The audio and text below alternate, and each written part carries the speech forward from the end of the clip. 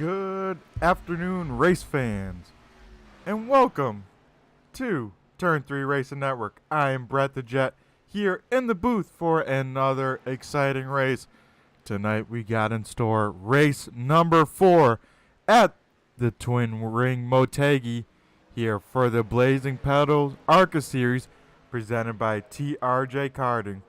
We are wrapping up practice here on the Speedway. The 88 machine once again has the quick time in practice. We'll see how he can do here in qualifying. So far we have 37 cars here at the Speedway for this 1.5 mile racetrack over in Japan. It should be a good one. It should be action packed as we get ready to start our qualifying for tonight's event.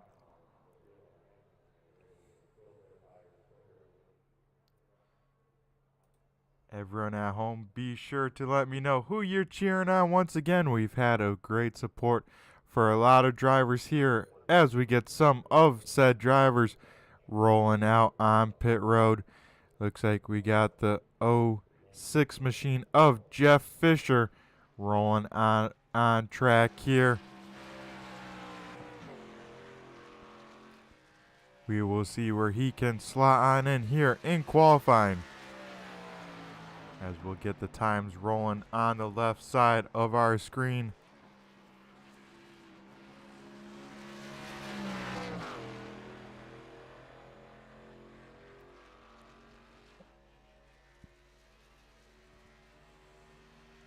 As this track's mostly known for its road course configuration on the inside, it does also have a IndyCar layout.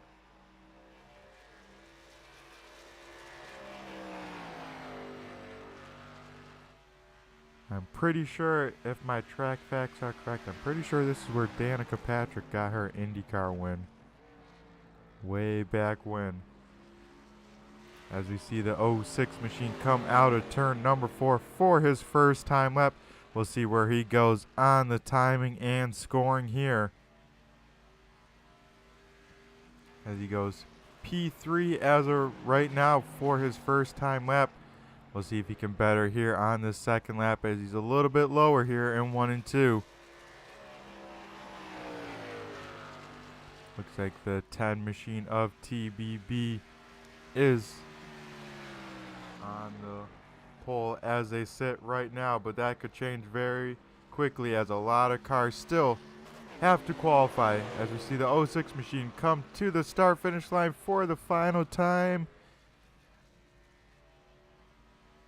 He does improve his time and goes back to P number 4, so second time will be the quick time, as now we see the 57 machine of Sam Bumgarden out on track.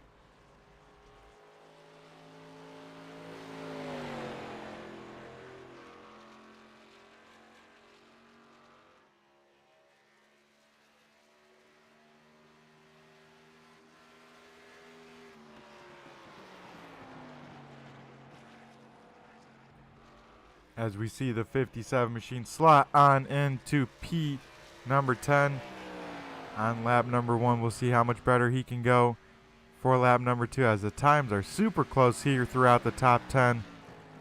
From first on to 10th, about 2 tenths. So the gap is quite small here, as we still have about half the field still left to qualify. As we see the 57 machine complete his lap time, we got a new person atop of the speed charts. The 18 machine of Jason Powell gets it done and is the quick time as of right now. That award being presented by MF Racing Designs, as we now look at the 4 car of Tanner Marr.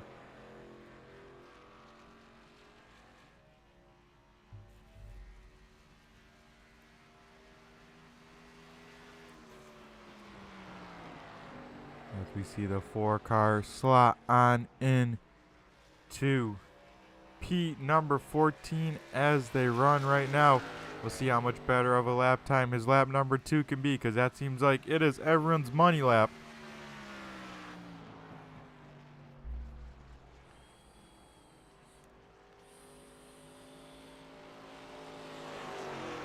as he comes off of turn number 4 for the final time here in qualifying.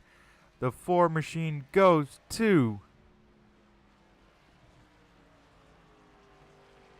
and actually does not better his lap time, so pretty interesting there as we get the 22 machine of Brad Collins now starting his first time lap.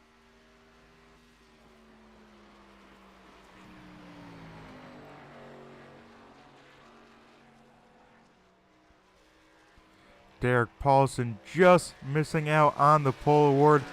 Ran almost the identical lap to the 18, just a 1,000 slower than the 18 is the 6. So a very tight front row here as we see where this 22 machine can go here as he comes to complete lap number 1 of his qualifying attempt. The 22 machine will almost go P22. He comes in at P number 21. We'll see where he can see if he can improve that lap time for lap number 2 here around the speedway here in Japan.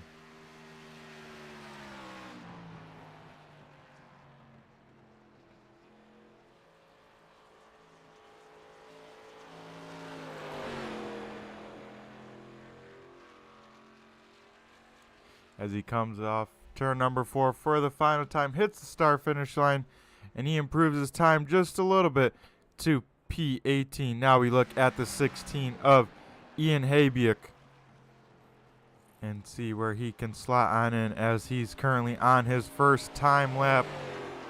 Seems like he's carrying a lot of speed off the corner, gets a little bit loose.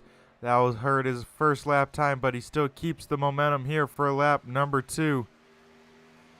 This will be his money lap here if he can put the power down in this 16 machine.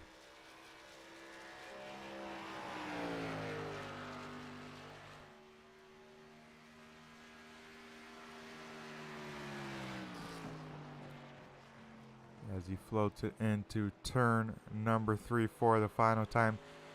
Gets a little bit of that white inside line. Floats it off the corner nicely. This should be a pretty solid lap from the 16 machine. And he will go. Stay the same.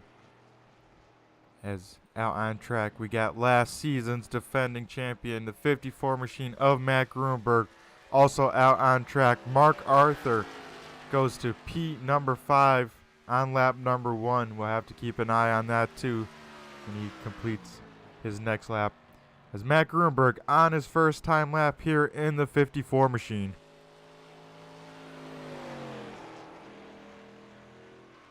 As I like to see it, a very low exit off the corner as he gets on the brakes here, does click over that lap, so that will start one of his laps for the 54 machine.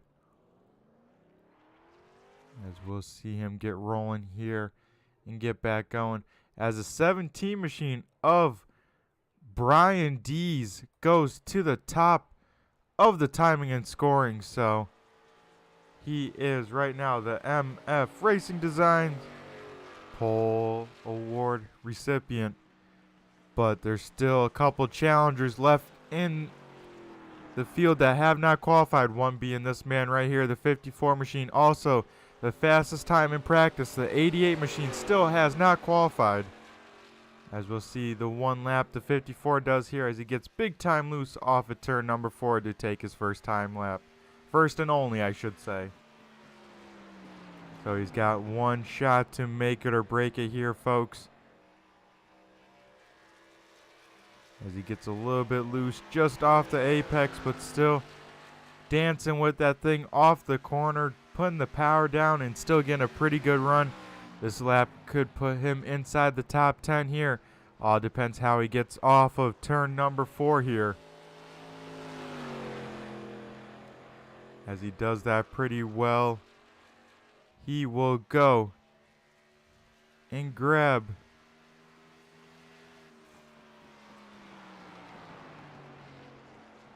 actually, folks, I think that disallowed his other lap. So the 54 machine may have to be starting in the back here. But we'll go to everyone's favorite caution wheel here on screen. We will go give it a spin. See what lap here. We will get our caution here at the Twin Ring Motegi. It looks like we get it right after halfway tonight. We get our stage caution coming at lap 102. So I will let race control know that and give them the heads up.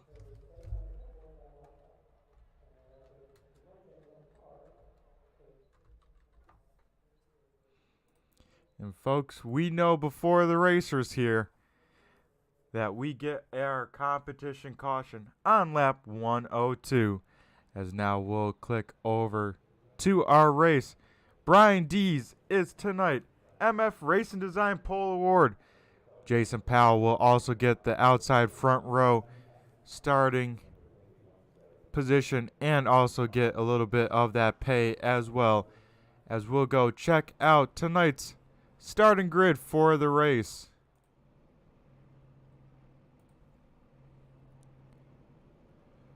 Brian Dees in the 17 machine will start on pole to his outside. Jason Powell in the 18. Row number 2 will be Derek Paulson with Taylor Butcher Benjamin to his outside. John Perkins will be in row number 3 to the inside in the 33 machine. Mark Arthur in the 12 will be starting to his outside. 7th goes to Sam Bumgarden in the 57. 8th is Paul Ellison in the 55. 9th is Aaron Backover in the 44. Dalton Kilrow in the 41 will round out tonight's top 10. 11th will be Race Clark in the 02. 12th will be Rick Thompson, our opening night winner.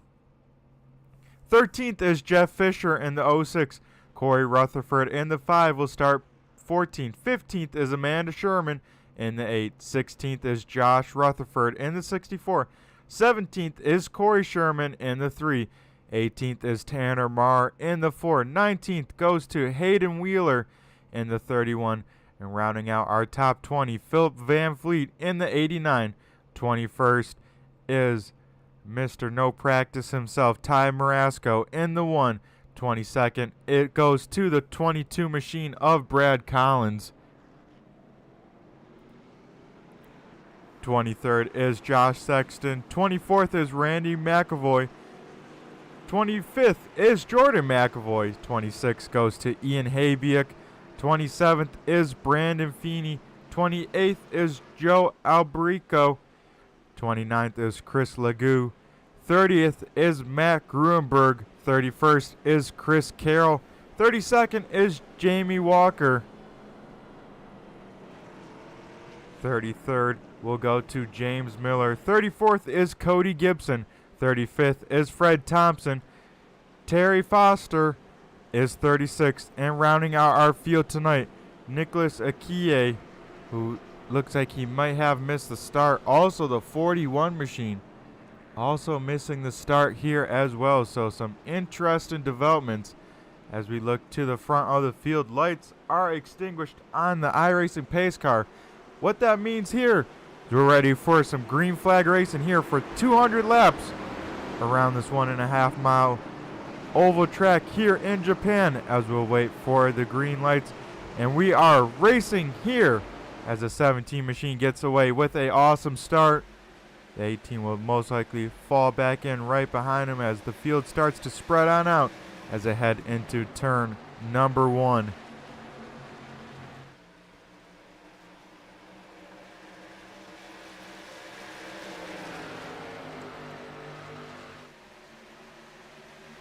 Most of the top 5 here already, even top 10 now, all single filed out. Most everyone taking their time, really letting these cars come to them.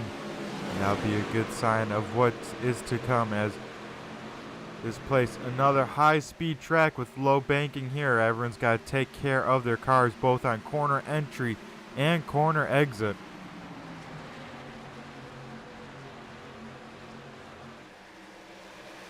As you see how wide this racetrack is, it makes it seem like there's a lot of different grooves that you can go to, whereas the case is just like most oval tracks. You want to be as low as possible, so we'll see a lot of cars hugging that solid white line there.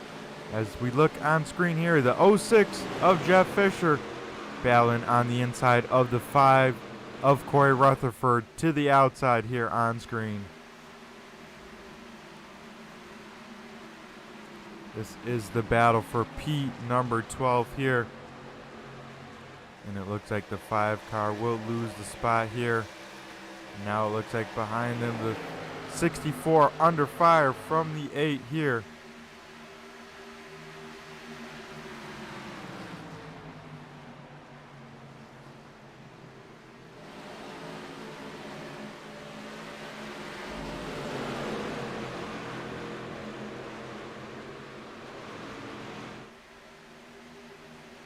As most everyone has single filed out here, we look to the front. 17 machine leading all the laps. Rest of the field kind of slotted on in behind. Hitting their laps, hitting their marks. There's 2 cars on the move here, big time in this field so far early. It is made up of the 09 machine of James Miller, that purple and white machine. Also a little bit further back, we look at the 54 and the 88. All 3 of these cars on a mission and moving up a bunch of spots early in this race.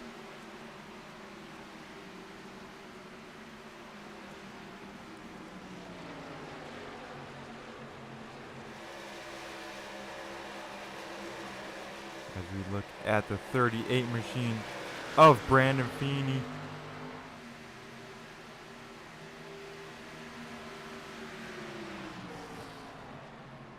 Jumped in the YouTube chat lands right before the race, gave us a little insight here saying might have some computer issues, but giving it a try so far. That 38 liquid molly machine looking pretty good, so we gotta hope that computer hangs on in here for a long and grueling 200 laps here. I know it'd be a great time to see him finish well here in Japan.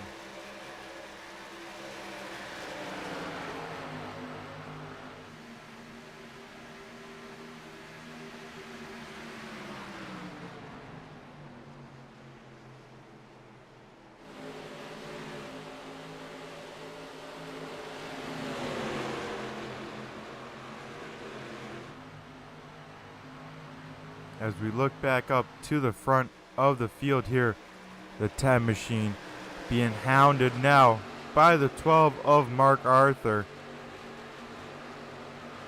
as well as a battle for the race lead. The 18 machine looking to the inside of the 17 as they go into turn number 3. Jason Powell on the inside, Brian Dees on the outside. Brian has led every lap. He'll lead this lap as he gets to run off the corner. The question is, does he jump down, take that inside line away? He does just that, so he's able to defend the position and keep the 18 behind him. We have the 38 machine in the chat. A fan of the 38 machine saying that 38 machine has one of the best paint schemes on the track. That it does. It is a sweet looking scheme out there. That is for sure. Definitely stands out here up in the booth. So an interesting battle there with the leaders. Not really able to get it done. So we may see some good side-by-side racing here, folks, as these tires start to wear. With people being able to defend on the outside, but also try and make that inside work. As 18 goes for it again here, or thinks about it, just making the 17 start to worry. Let him see him in that A-pillar mirror. As we see, the 12 did get around the 10 machine, now starting to hound the back bumper of the 6, as the rest of the field are catching these top 3 here once again. As the 6 machine looking to the inside of the 18, not quite able to do it.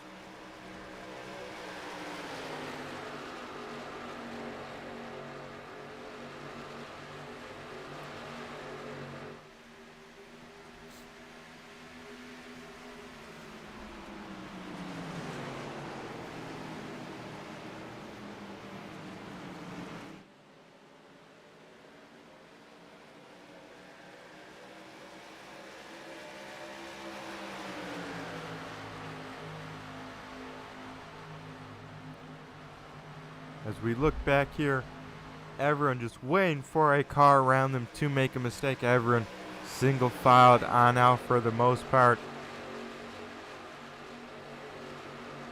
As I say that, the 18 once again looks to the inside. Not quite enough of a run, but just making that leader worry, and worry. As we look back further in this field, the 09 machine of James Miller making his way through this field, but this place is pretty tough to pass at, as these guys are still quite a ways back from the next group and then quite a ways back from the race leaders. So these guys starting at the back with a big disadvantage, really having to work hard to get every single spot on track. As we see the 54 to the inside of the 51 and the 16. The 88 of Jamie Walker also following suit down low.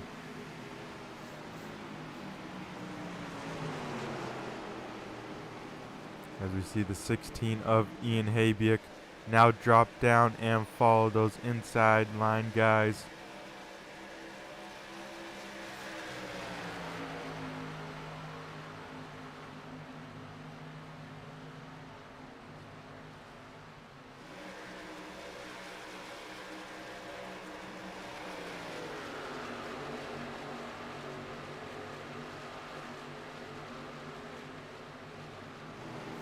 As we have one car wrecked on the backstretch. That looks like the 3 machine of Corey Sherman. So this will bring out caution number 1 on the speedway here. And it looks like, oh man, not sure what happened. I don't think we have a further back replay on hand, but either looked like that 3 machine got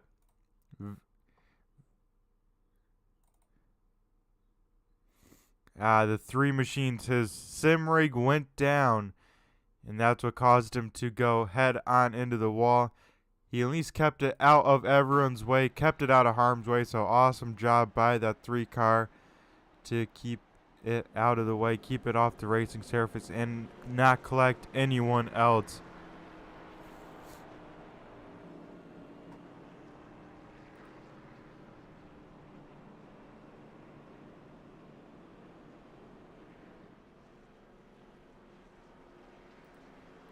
As we'll have to see who decides to come down pit road. If anyone decides to come down just to top on off, take tires, we'll have to see as the leaders are coming down pit road here. We'll have to see what strategy everyone takes here, as no one stays on out. This is going to be a busy pit road here on lap number 15.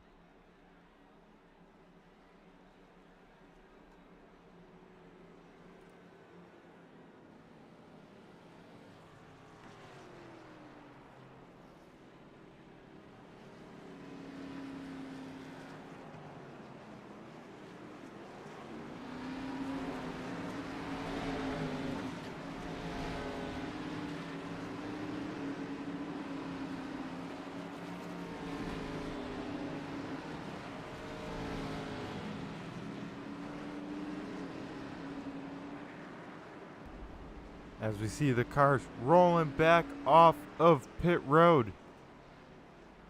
It looks like we got the 89 machine that stayed on out. The 76 won the race off of pit road there.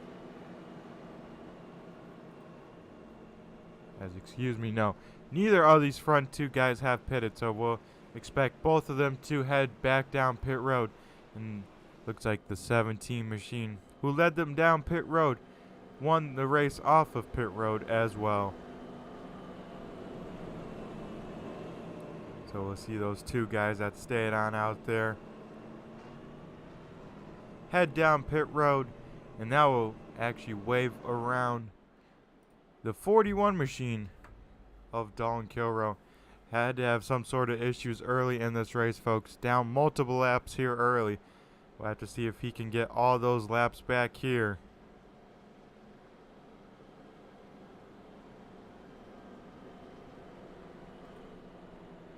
But right now, the 17 MF Racing Designs machine is looking pretty sporty here over at Japan. Has led every single lap under green flag here that has been run. So Brian Dees looking to put in a strong performance here from the early stages of this race.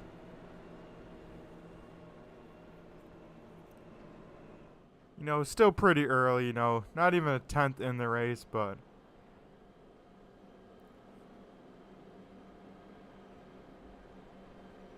hey, anytime you're out front, it's always a good sign.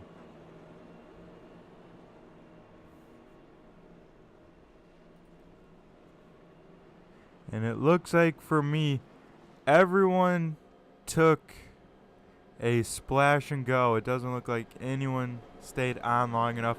Maybe the 7 car stayed on long enough to take 2 tires, but everyone pit stop length to just take a splash and go there. So no one used up a set of tires here. Just topping off the fuel, trying to make it go as long as possible. As the lights get extinguished on the iRacing pace car, we will double file them up, and next time by we will be going racing here once again at the Twin Ring Motegi Speedway. I should say raceway because it's a multiple race venues here.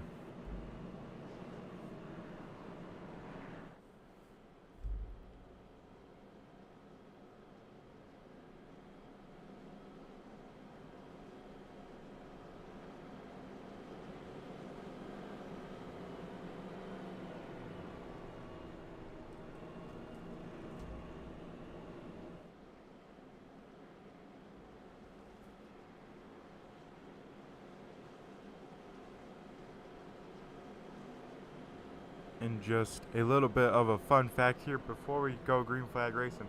NASCAR held one race here at the Twin Ring Motegi Speedway. It was the Coca-Cola 500, which was an exhibition race here held on November 22nd, 1998. So a pretty cool stat there. As the pace car heads into pit road, we'll wait for the 17 to fire on off. Waiting a long time and gets on the loud pedal there very far down the straightaway, able to clear himself from the front row. That'll put the 6 and the 18 side by side here into turn number 1. A new P number 2 on the racetrack. Derek Paulson starting on that inside line, able to get around the 18, but the 18 may have a run going down this backstretch here.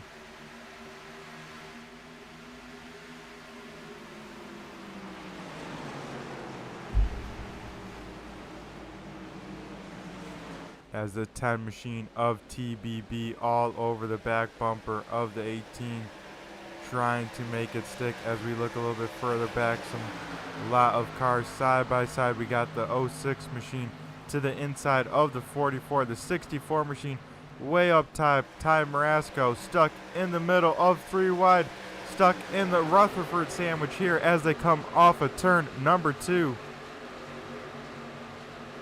Those cars are weaving and wobbling, trying to find any sort of space. They know it's go time, especially these guys that start towards the back that are up here in mid-pack, like the 09 machine of James Miller with the 54 right on his back bumper.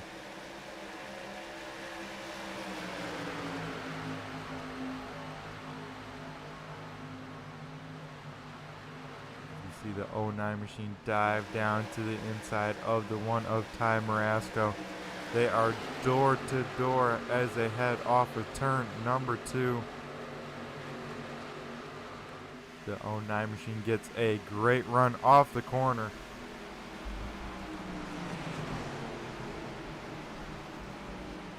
As he's able to get the spot, that will open up the door for the 54. And the 1 machine will lose 2 spots here. He'll have to get that back down on to the bottom if he doesn't want to lose any more positions out on the racetrack.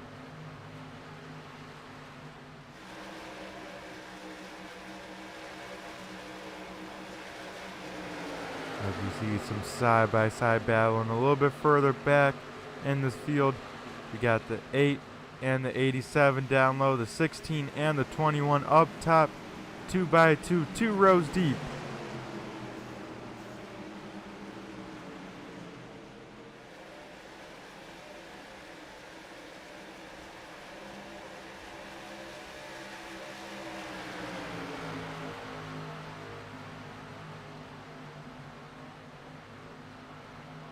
As we also see the 4 machine of Tanner Marr also getting racy out here on the speedway up to Pete number 17 and gaining on the back bumper of that 64 machine in front of him.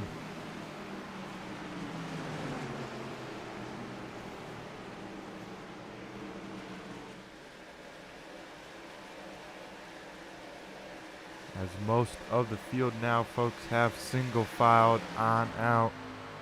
We have the 44 under fire from the 5 here. Give the position to the 5. The 44 will try and slot back in front of the charging 09 machine. His heads up. Almost an incident there going down the backstretch, but the 09 machine now to the inside of the 44. And he is a man on a mission. James Miller up 21 positions from where he started. Now trying to crack into the top 10 here on lap 24 of 200.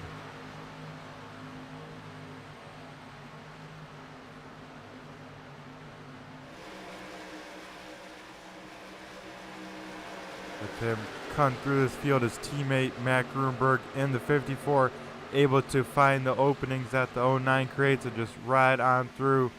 He's got to be loving the teammate work there as he can get around these cars with not too much of a hassle. The 44 machine with a big run gets to the back bumper of the 54, but now the 44 will be under fire from the 1 machine here down the front stretch, having to jump back out of the throttle there when it mattered most.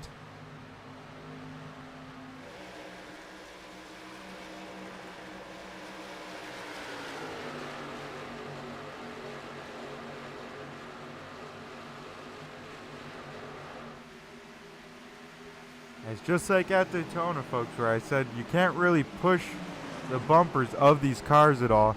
That still is the case no matter where they go. That's why you see these guys giving each other a little bit of space down the straightaways, and it can be so detrimental if you can give them a bump at a wrong time. So that's why we don't see the drivers getting too much all over the bumpers or really pushing each other to help a lane down these long straightaways, because it can go south in a hurry. As we look back up at the front of the field, Brian Dees and the 17 still leading the way. Derek Paulson still able to hang on to P number 2. Jason Powell all over the back bumper. The 6 big time loose off of turn number 4 there, trying to put down the power. TBB Taylor Butcher Benjamin still in 4th place. And then Mark Arthur and the 12 there on the right of our screen, rounding out our top 5. Sam Bumgarden in the 57 with John Perkins right there kind of in their own group right behind these guys. Paul Ellison in his own little group behind that. And then a big time gap to the drivers behind as we got a battle for the race lead. The 6 machine able to put down the power well, as they are slideways off the corner still. Not quite able to clear the 17, but the 6 will lead a lap here and most likely have the advantage now, as now the 17 may be on the wrong end of the freight train. He might be falling all the way back to 5th or 7th if everyone can get the run on him. As the 18 of Jason Powell does clear down the backstretch.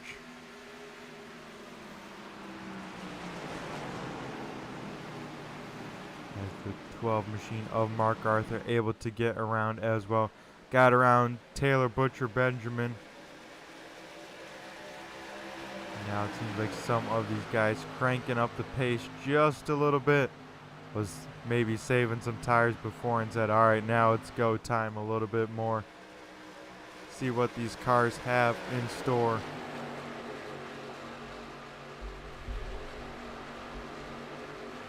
As you see that group of 2 cars now caught back up to the back bumper of the 10 machine.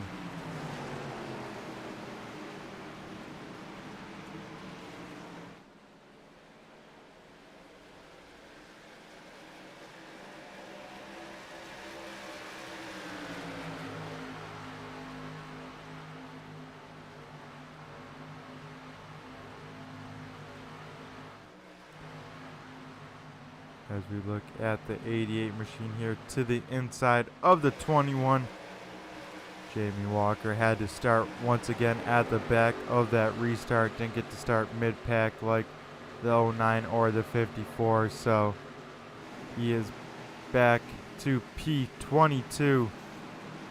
But still making his way through this field here once again. As James Miller in the 09 machine has gotten to the top 10 here. He is P number 10, but may lose it here as the 54 machine dives to his inside here as they go into turn number 1. And 3 team cars right here on track that are running 9th, 10th, and 11th.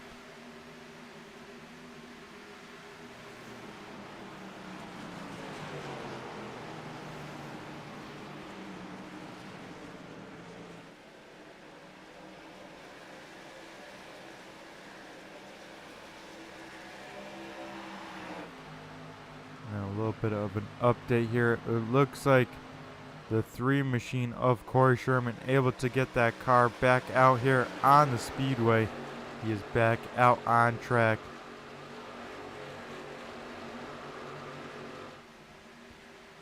So maybe while we got a second, we'll jump on board here with the 12 machine as he goes to the inside of the 18, and we'll go jump for the MF Racing Designs on board from the 12 machine. Excuse me, the TRJ Karting on board from Mark Arthur here in the 12 as he now tries to reel in the race leader.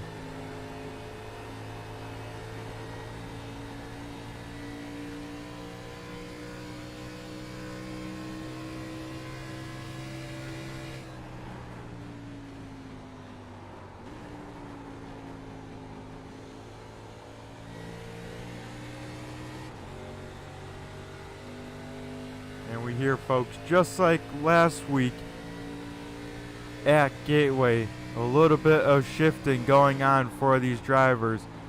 A lot of them grabbing second gear depending on their RPM or trying it out, seeing what they like. As the run goes on, we'll hear more and more people grab third gear, excuse me, not second gear, third gear. As we get a yellow flag here on lap number 34, we will go see what brought out the yellow flag.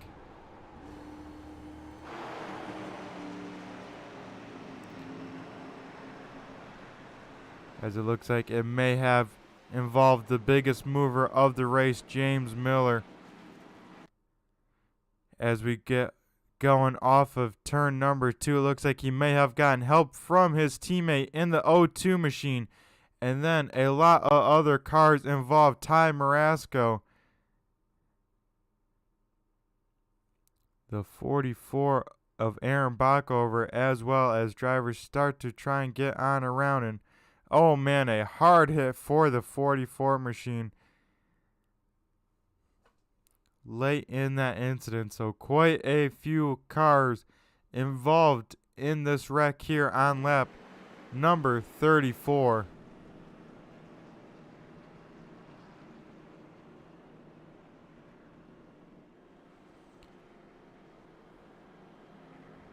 As I would have to guess, we'll see cars come down pit road once again to at least fill up on fuel. We'll have to see if they decide to also take tires here now that they're 35 laps in this race.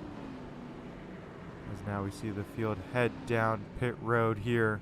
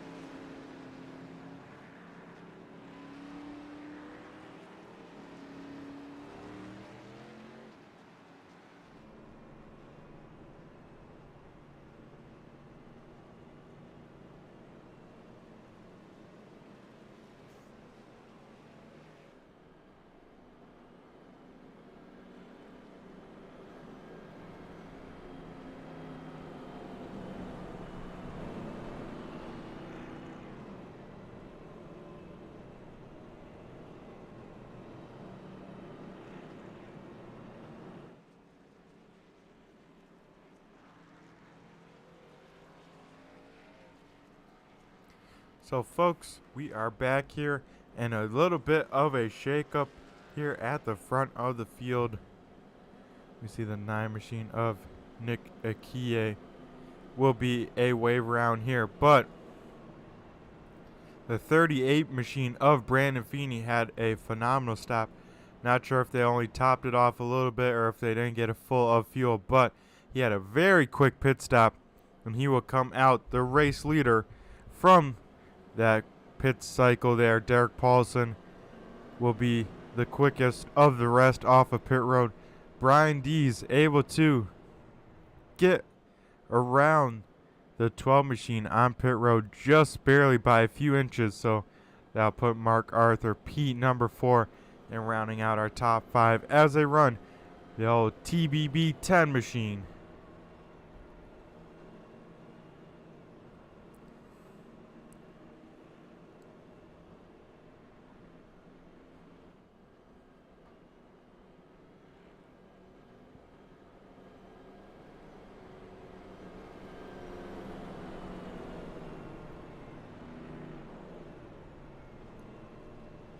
As this time by, we should see the lights get extinguished on the iRacing pace car.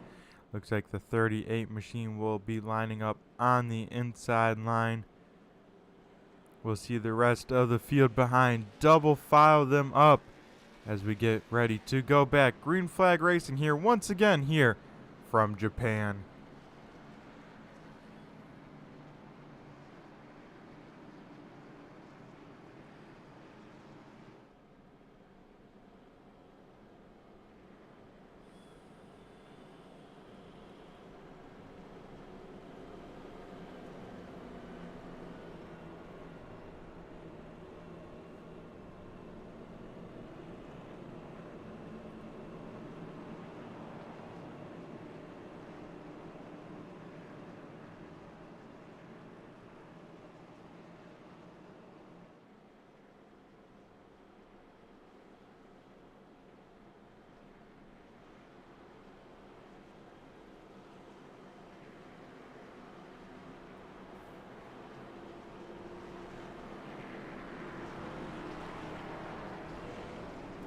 We get ready to go back. Green flag racing here for the 3rd time.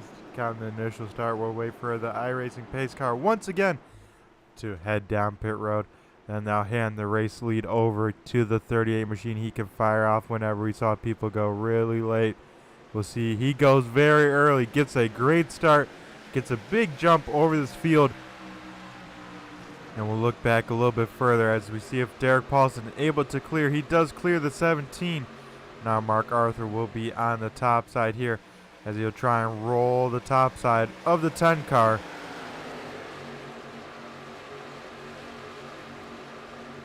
Not quite able to do it.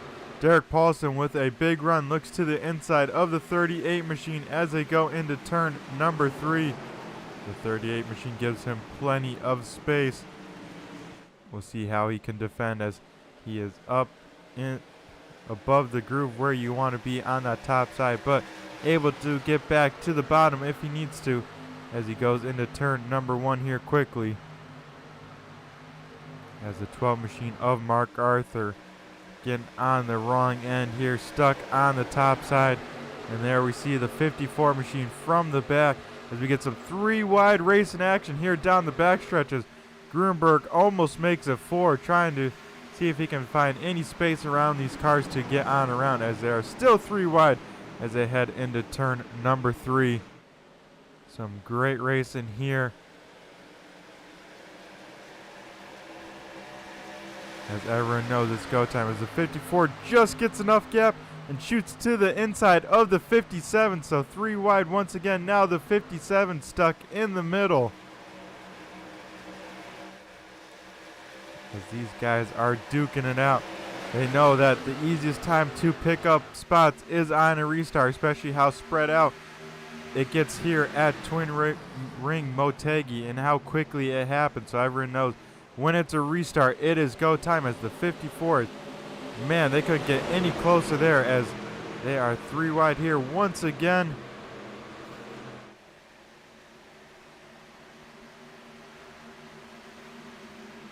Man, oh man, what some great racing here. As the 38 still has not found the bottom, has dropped all the way to 12th position, being stuck on the high side. So it just shows you how quickly things can happen here.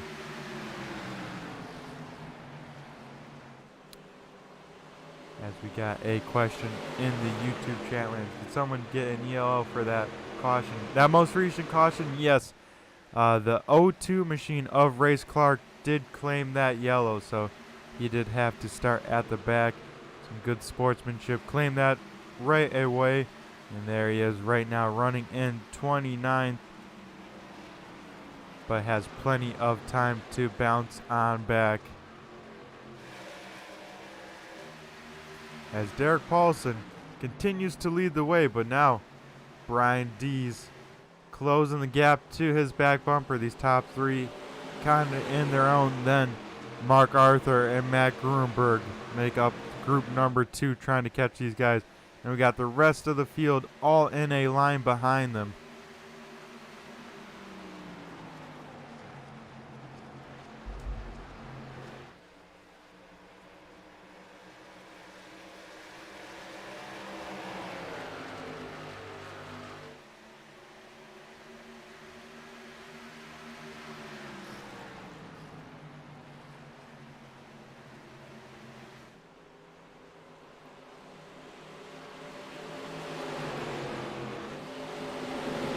The 76 machine of Rick Thompson gets strung out on the top side.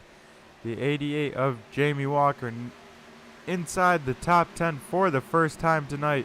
Was another driver that started at the back. The 88 machine up 24 positions as he runs in P number 8 on the speedway.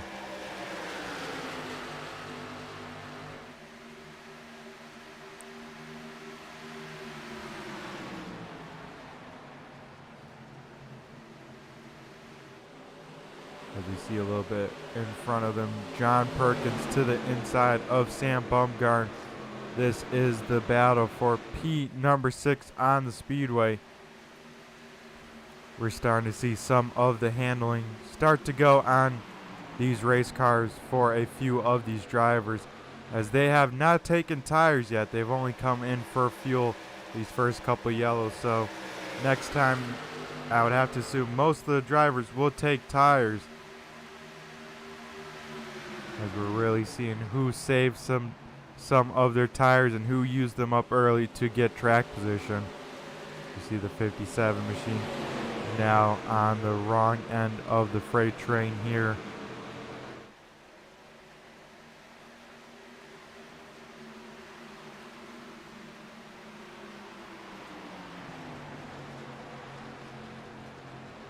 As now Jamie Walker to the inside of the 33 of John Perkins. This is the battle once again for P number 6. 33 machine holding his own on this top side here. They have to do that again and hope that he can get a good run on the 76 and slot on in if there's a gap coming off this corner.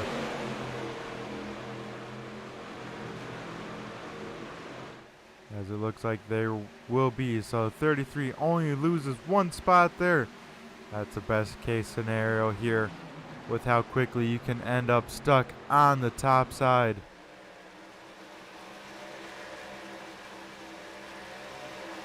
Looking a little bit further back, we got the 4 machine of Tanner Marr trying to apply the pressure to the 55, but now had to lift a little bit to keep from getting in the wall. That will open up the door for the 21. So battle side by side, in front battle for this position as well, as the 21 and the 4 battle for P number 16. That opens up the door for Ian Habiak in the 16. Ian not quite able to get a good enough of a run.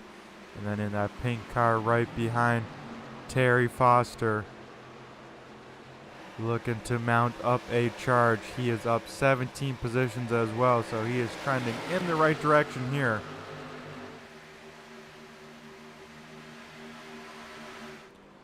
As up front, no change, but Matt Gruenberg is coming. He just got around TBB for position number 3 on the speedway, as we are a quarter of a way through this race already, folks. The 6 machine of Derek Paulson still leading the way.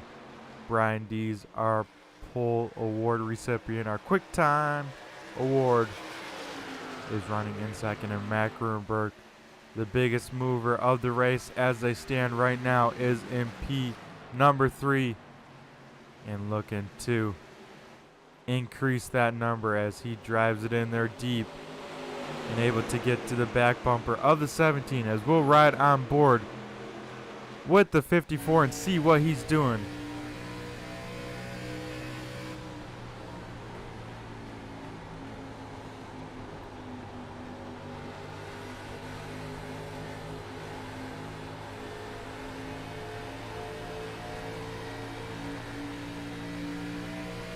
As we got also to keep an eye out on, we had some guys coming in for green flag pit stops already. Looks like the 38 and the 06 machine, the first takers down pit road. We'll have to see when these front runners decide to come on in. As the 17 feeling the pressure, knows he has to go to the inside. He looks of the race lead. That will leave the door open for the 54 as well. 54, I think, is able to clear him through that corner. So Derek Paulson goes to Pete number 3 here. And Matt Gruenberg now on the back bumper of the race leader, the 17 of Brian Dees. Brian drives it in there deep, big time. That may open up the door for the 54, able to get to the bottom, get a good run off, and most importantly, try and get that power down.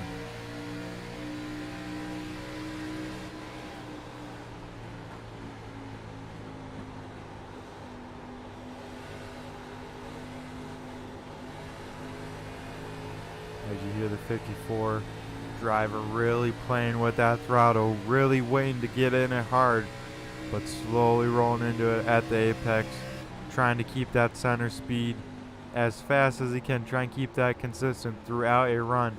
That's how you build the long run speed here on iRacing, is keeping the center speed the same.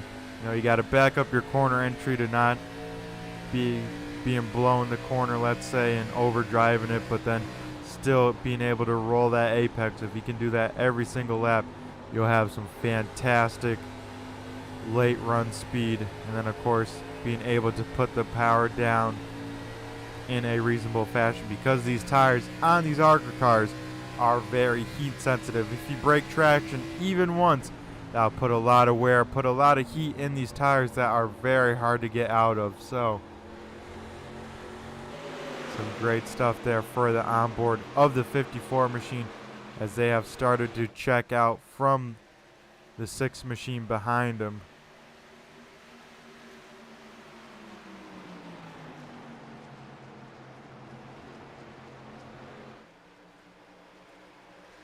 As Mark Arthur did get around the 10 machine as well, and Hayden Wheeler knocking on the door of the top 5 here. He will look to the inside of the 10 machine here going into turn number 3. The 10 machine says, it's not my time to fight for that position at this stage in the race. Gives it on up to him. So move the 31 machine in the top 5.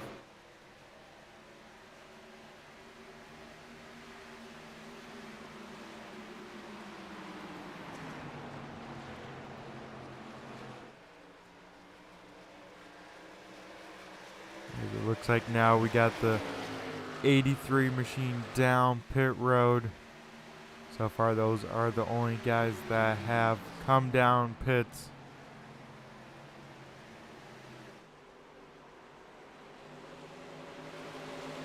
As the 12 machine there was all over the back bumper of the 6. Not sure what happened there. But now that leaves the door open for the 31 of Hayden Wheeler. That'll put the 31 up into P number 4. Move the 12 machine back down to P number 5. In a battle for the race lead here, Matt Gruenberg to the inside of the 17. 17 will get a run down the backstretch, but it will not be enough new race leader, number 54, Matt Grunberg, out front here on lap number 57.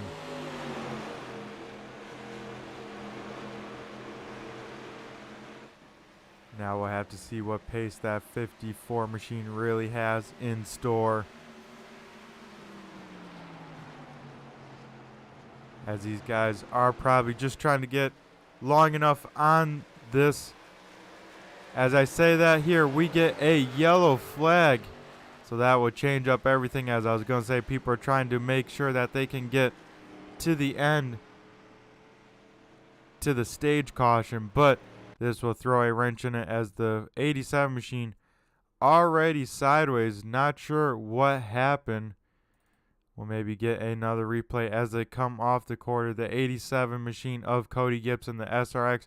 Oh, looks like the 24 got into the back bumper of the 57. The 57, oh, door slammed the 87.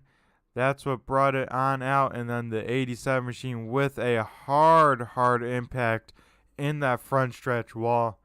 No safer barriers around this place, so he will have to go back to pit road on a wrecker. And that's a tough break, as the 87 machine of Cody Gibson was just a innocent bystander. As this time, I believe we'll have to bet that we see all the drivers come in and take 4 fresh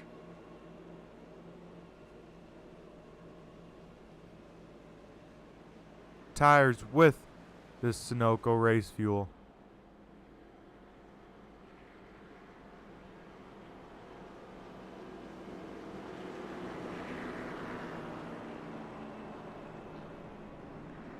As we see the field coming on down pit road for a lap number 60 of 200.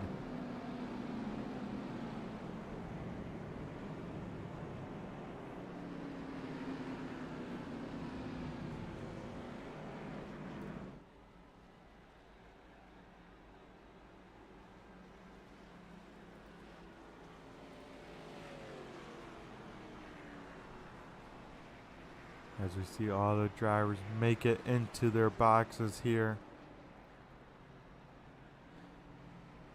As we have the 31 machine really beat everyone off of pit road.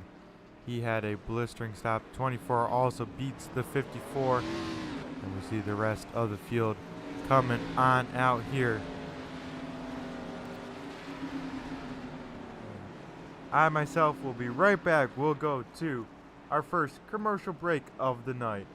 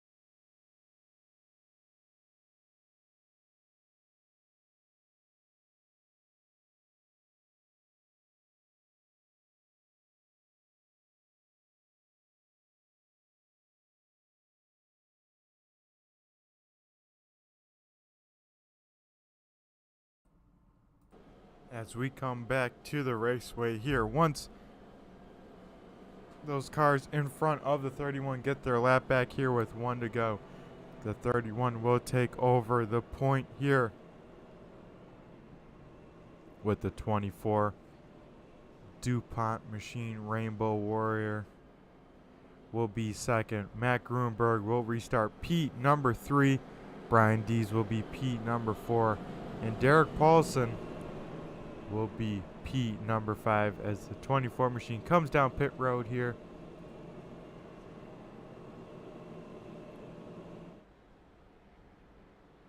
And I believe he did claim that yellow. There was a claim on that last yellow. Someone claimed it. Pretty sure it was the 24, but not 100% sure, so don't quote me on it.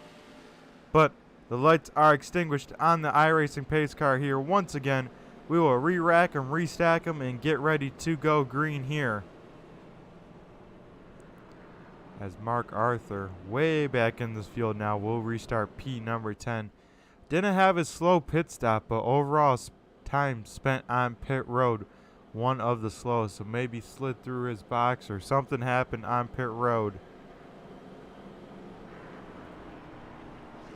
But Hayden Wheeler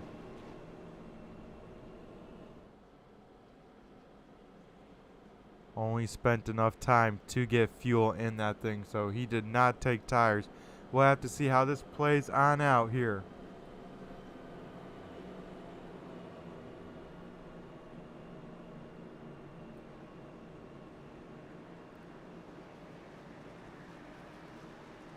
As we'll have to see what kind of restart the 54 gets and the 17. This could get very interesting here very quickly depending on how much wheel spin the 31 machine gets on those old tires.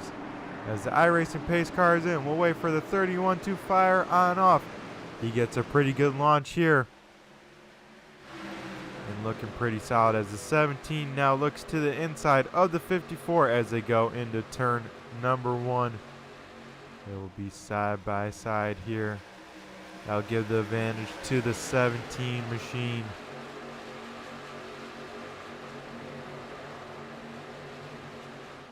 Also battling up here, Nick Akie in that 9 machine, running in the 5th position. What a great comeback he's had here, as I believe he may have stayed out with old tires, but making it work for that 9 machine, as they are 3 wide here, as Brian D's able to get the race lead and keep Gruenberg behind, as now the 31 will be most likely engulfed from the field behind. As, they are wrecking in the back here. Looks like it may have gotten triggered with the 33 machine coming off that corner, as most of the field makes it on through for the most part. We'll have to see what happened to this 33 machine as he's to the outside of the 9.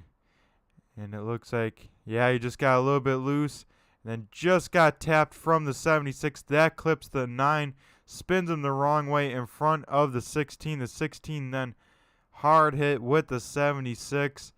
And I think most of the field then behind gets on through with no other contact, as we see the one car sitting in the field. And everyone makes it on through. So some great wreck avoidance from this field for the most part. But a tough break there for all the drivers involved, as the 33 machine got a little loose, had a twitch, and then may have just been a tick slow coming off in the 76 with just too much closing speed, and just got to the back bumper. And with these Arca cars, that usually spells trouble.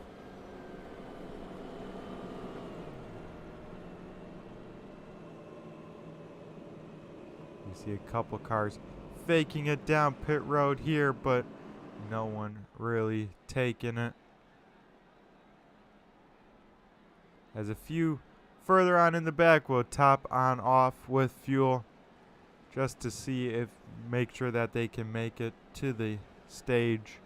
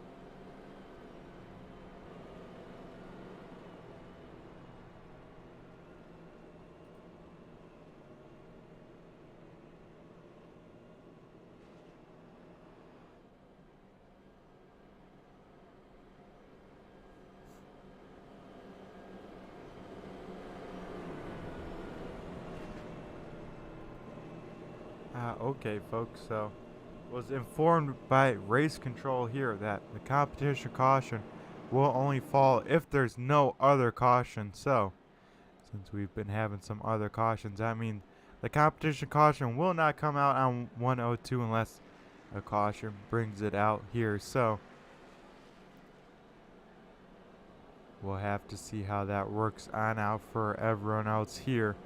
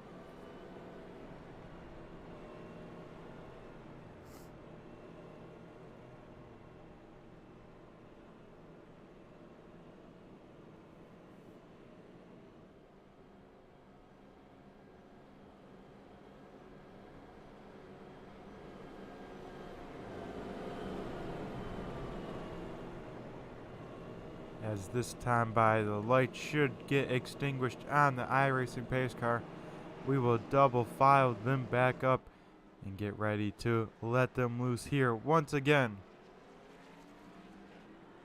As the 17 machine will elect the inside, we'll see the rest of the field bunch on up behind them.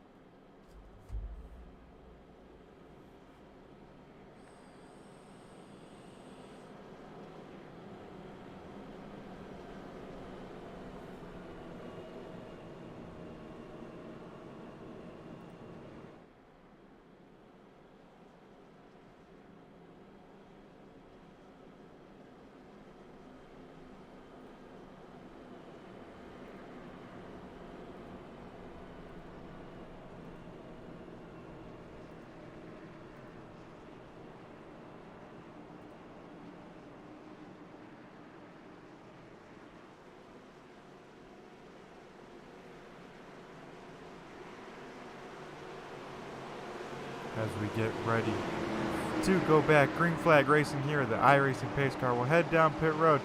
We'll see when the 17 decides to fire on off. He gets a good jump there, and that will once again put the battle for second place. The 54 able to just slide on in front of the 31 machine as they head into turn number 1.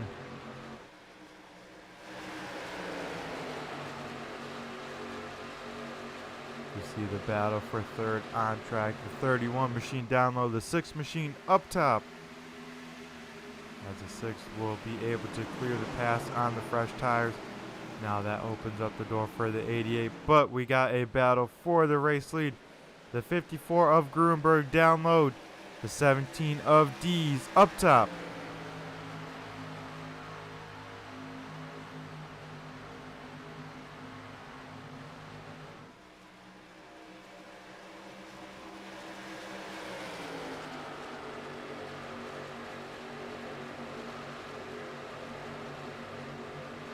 As Gruenberg able to complete the pass, and he will retake the race lead here on lap 70. Brian Dees will slot in to P number 2. Derek Paulson will be P number 3. Jamie Walker all the way up to P number 4. And Mark Arthur quickly making his way through this field back in the top 5 here once again.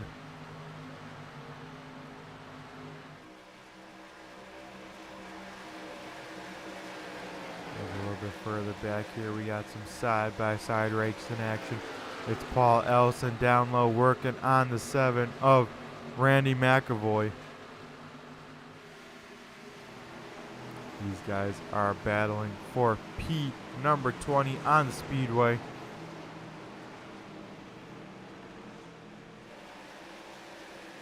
And Paul able to get the job done, so hand the position to the 55 machine.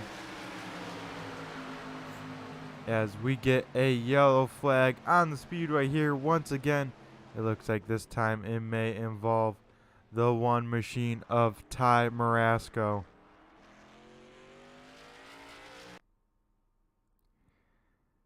As we'll see here, the one machine in the middle of 3 wide. We'll have to see if he got some help, maybe just a smidge of help from the 44. They were both fighting for the same real estate, being stuck 3 wide. And let's see. Looks like everyone able to get on around almost cleanly.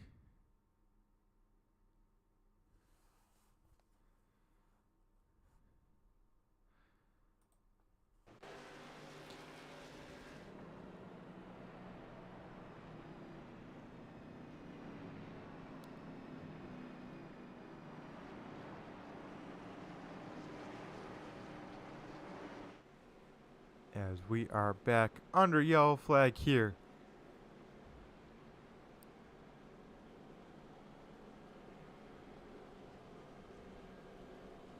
As we'll see if anyone decides to come on in, top off on some fuel, or if they think the track position is too important. We'll have to see. As half the field did top on off on fuel last time, we'll have to see who does the same here. As it looks like most of the field down pit road here.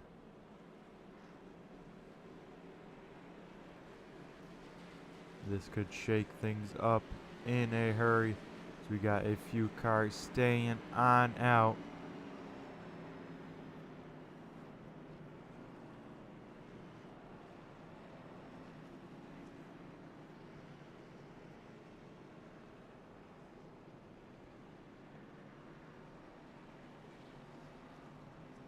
As it looks like the 09 machine staying on out, the 86, 71, 89, 64, and the 55 machine all staying out on the speedway.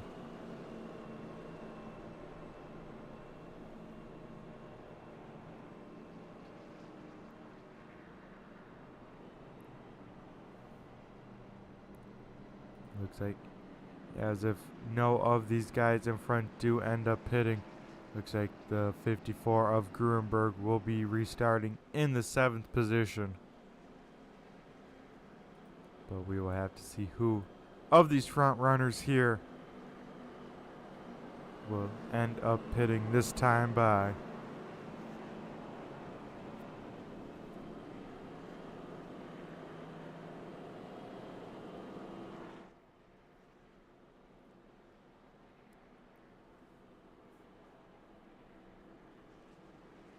As we see most of the rest of the field, or the rest of those guys, come on in. But we will have 3 stay on out, the likes of the 86, 64, and the 55. I'll make the 54 machine restart in P number 4. So Terry Foster will inherit the race lead here and lead a lap.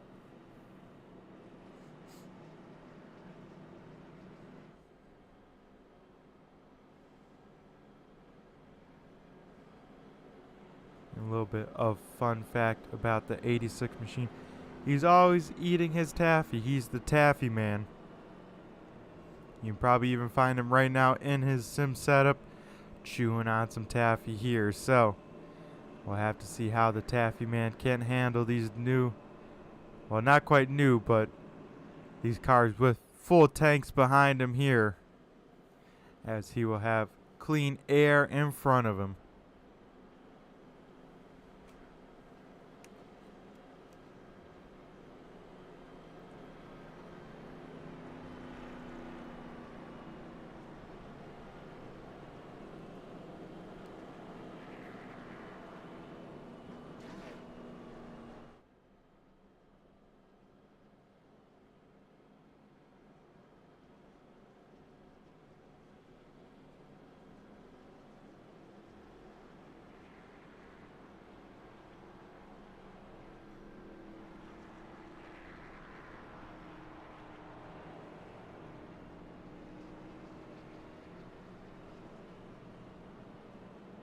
As the lights are extinguished on the iRacing pace car, we will double them up. The 86 machine will elect to start on the inside.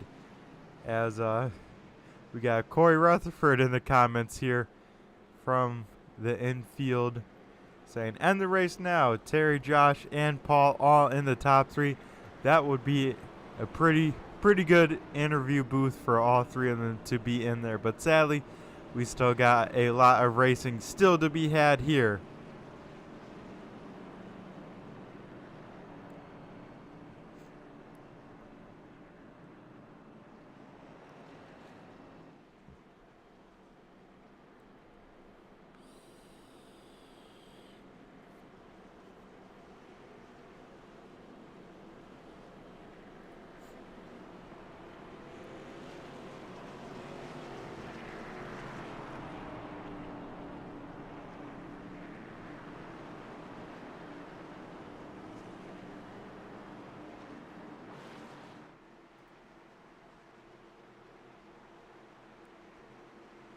As we wait for the 86, he fires off very early, gets a great start over this field. So the 64 machine will be able to get to the bottom, but the 54 machine already looking to claim that real estate as they head into turn number 1. The 54 machine of Gruenberg wasting no time here to the inside of Rutherford. Now Jamie Walker looking to split the gap here and most likely follow the 54 here as they head into turn number 3. Gruenberg all over the back bumper of the 86. Will head to the inside. It'll be 3 wide for the race lead here. What could go wrong, right, folks? As they all make it happen, the 86 back down to the inside here. As Mark Arthur looking to maybe make it 3 wide a little bit further back as well on the speedway. We got cars jockeying all around trying to find some open space.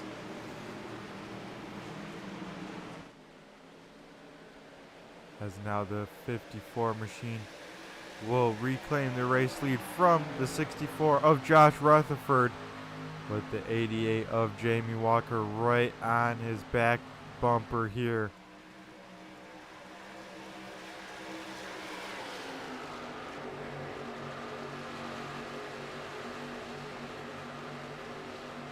Brian Dees now to the inside of the 55. This is the battle for Pete, number 4 on the speedway. The 86 has now found a pretty good rhythm, found his own, but now looking to be under fire from the 12 here as they head into turn number 1.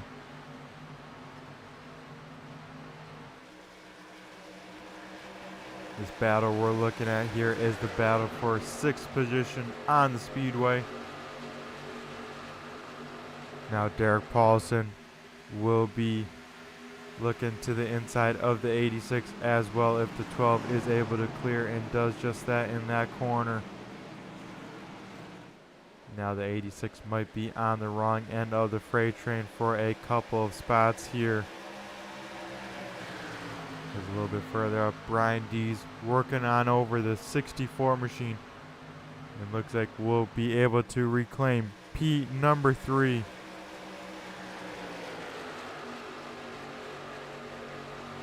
As these front 2 have started to check on out from the field behind them. Gruenberg about 2/10 over Jamie Walker, but Jamie Walker then has a second over Brian Dees, so these 2 are setting a blistering pace.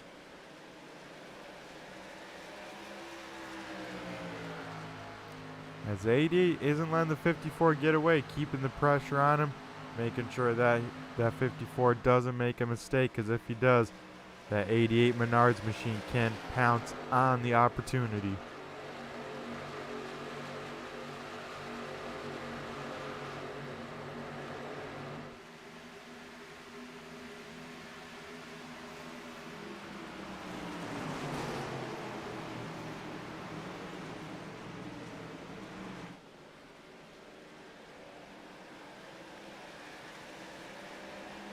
As we look here on the speedway, this is the battle for sixth. Sixth machine trying to get around the 64. 64 able to defend the position. And behind them, the 86 and the 10 side by side.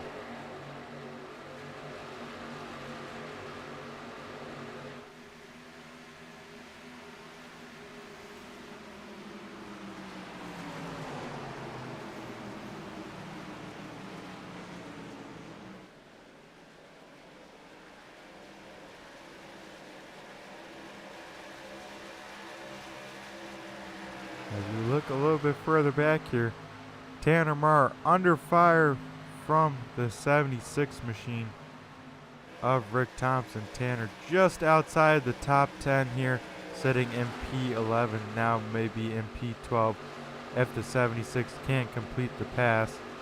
And then Jason Powell, our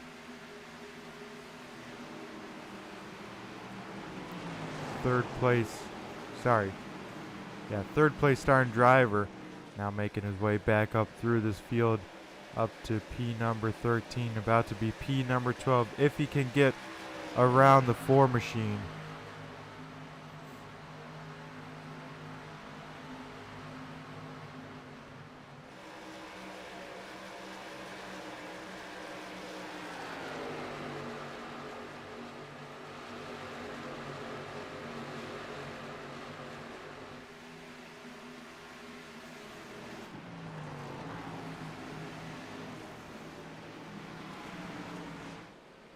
As we see the 12 car back in the top 5, trying to reel in the 55 of Paul Ellison. Paul doing a great job at keeping the spots that he earned from staying on out. Still inside the top 5, so that 55 red diamond machine looking pretty sporty here in the middle of this race.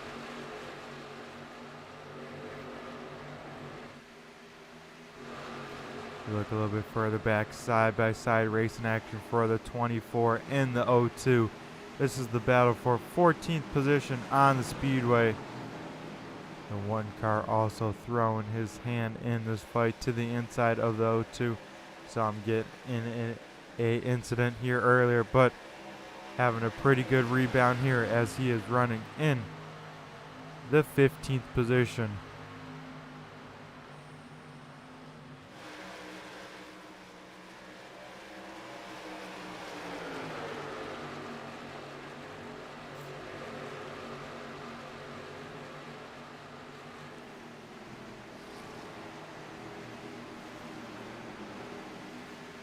We see some action-packed racing here. A little bit further, even back in this field, we got the 51, 44, 8, 57, and 38, all under a blanket here, with also Ian Haybiuk. All of them right on top of each other, trying to sort out their positions.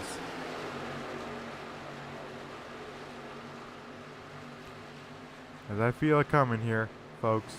I think we're going to get a long run. Hopefully I didn't just jinx it there, but I'm feeling a long run.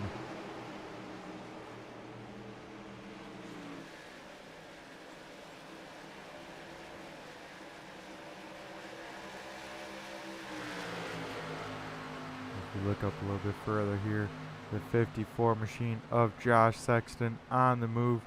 Got around the 31, now leave the door open for the 44 to get on around as well.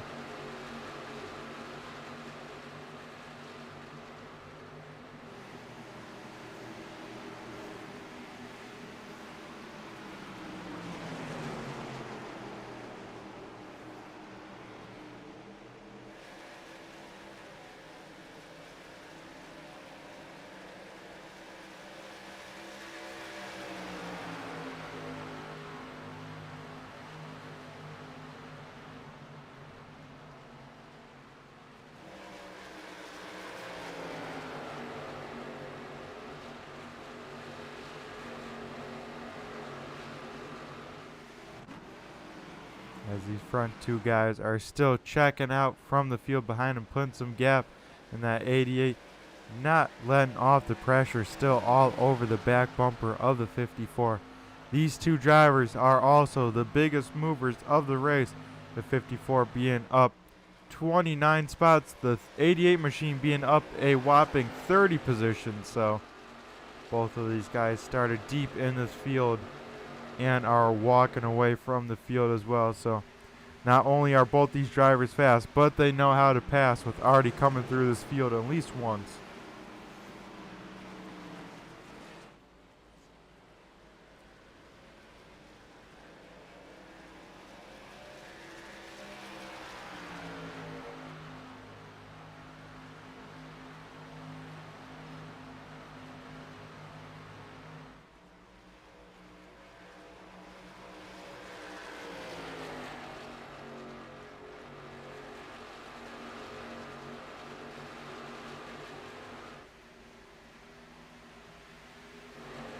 As we see the 24 machine trying to make a run on the 86. This is the battle for P number 13 on the speedway. The 24 will sail it on in the corner down low. We'll get the spot by Apex. We'll see if the 86 can get on the loud pedal a little bit earlier. But it looks like give the position to the DuPont 24 machine.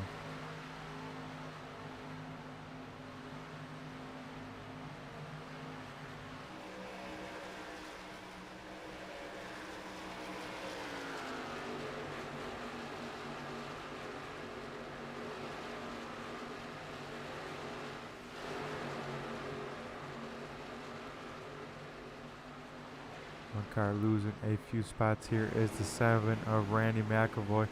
Just got passed by the 71 of Chris Legou. And the Priority Auto Parts machine. He is now trying to reel in the 89 machine of Philip Van Vliet in that Mopar machine. One of the few Dodges out here on the speedway.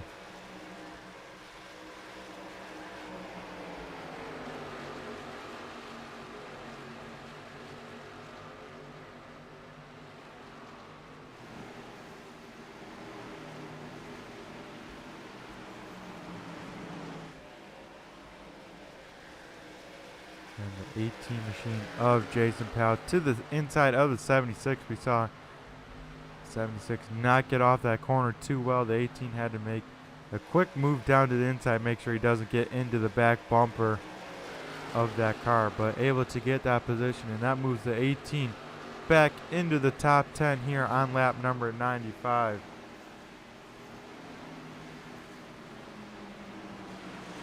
This 18 machine is from Keavy, Kentucky.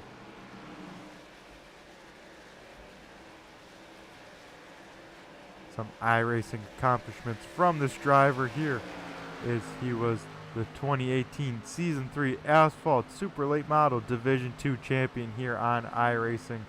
His favorite type of racing. You gotta love to see it. Local short track racing, folks. It's race season right around the corner. If it hasn't already started, be sure to check out your favorite local short track on your respective night. Friday, Saturday nights, always a great time. I know I'll be there wrenching and hopefully driving here.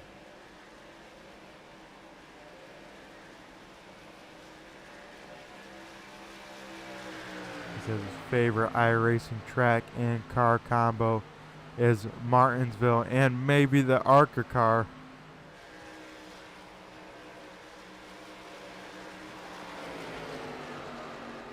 The 18 machine was not found here on iRacing.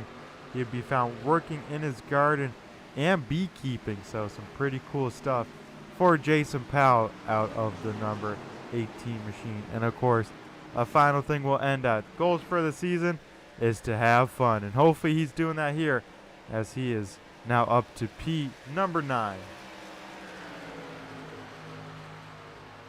Matt Grunberg able to put a little bit of space between him and the 88. 88 machine of Jamie Walker still in second. Brian D still running in third, but Mark Arthur able to close the gap and slowly chipping away at it. Mark Arthur, of course, is in P number 4 here Derek Paulson is running in P number 5. TBB in the 10 machine running in 6th. 7th is Paul Ellison. Jason Powell, who we were just talking about, is in 8th. Josh Rutherford is in 9th. And rounding out our top 10, the battle here between the 21 and the 76. Right now, the top 10 looking like Jordan McAvoy. And then Rick Thompson right there on his bumper in case anything happens.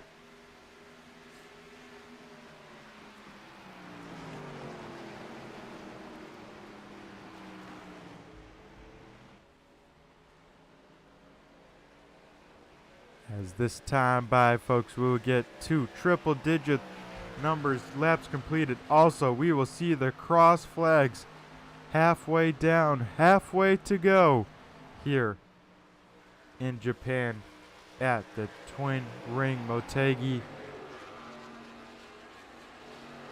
Raceway.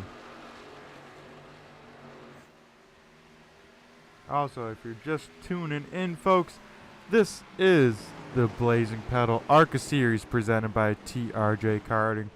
For all your karting needs, be sure to check out TRJ Karting. Also, if you need a sweet looking paint scheme to really pop, especially out here on the broadcast, check out MF Racing Designs on Facebook. Also, if your need for whatever your needs, check out Salvage Edge, as well as if you need to upgrade your sim setup to the next level, be sure to check out the Butt Kicker with all their sim racing accessories.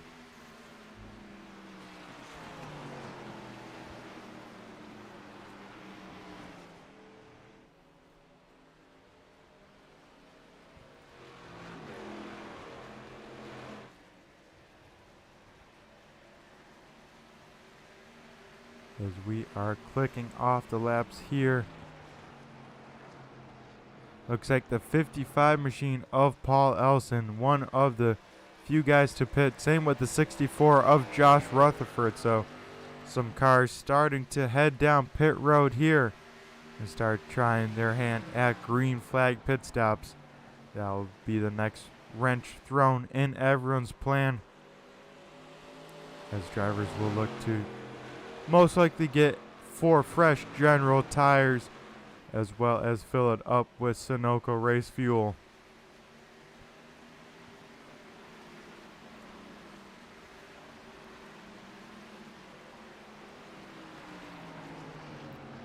As Mark Arthur did get around Brian Dees for P number 3, so move Mark Arthur into a podium position, as we were looking at before. The 10 machine of Taylor Butcher Benjamin. Not sure what happened there. It must have been on my end. Loaded really. As we look back here further in this field, 10 cars totally fine, folks, as he is applying the pressure to the 6. This may be a battle for the top 5 here, as the 6 car is in 5th position. The 10 car is running in P number 10. Looks like now this time by the 8 machine is down pit road.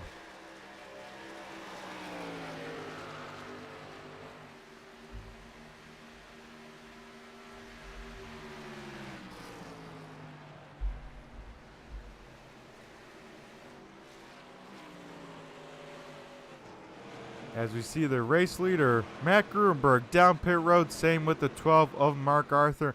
That will hand the race lead over to the 88 machine of Jamie Walker. That will allow him to lead at least 1 lap here in this race, and that will bring a whole group of drivers down pit road. There's about 10 cars down on pit road as of right now. We'll have to expect to see the 88 down this time.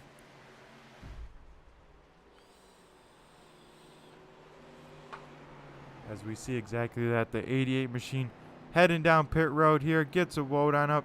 17 with the deep braking, makes up a ton of time there and is in pit road here. As we look at the rest of the field going on by, heading to pit road, almost contact between some of these drivers, slipping and sliding as they head to pit road. Most of them making it on through. And Matt Grunberg off of pit road already, getting that 54 machine up to speed. And it looks like when it cycles all out, Randy McIlvoy will be the race leader here and lead a lap in the 7 machine. He may try and go for the long run here just to see what is left in the 7 machine.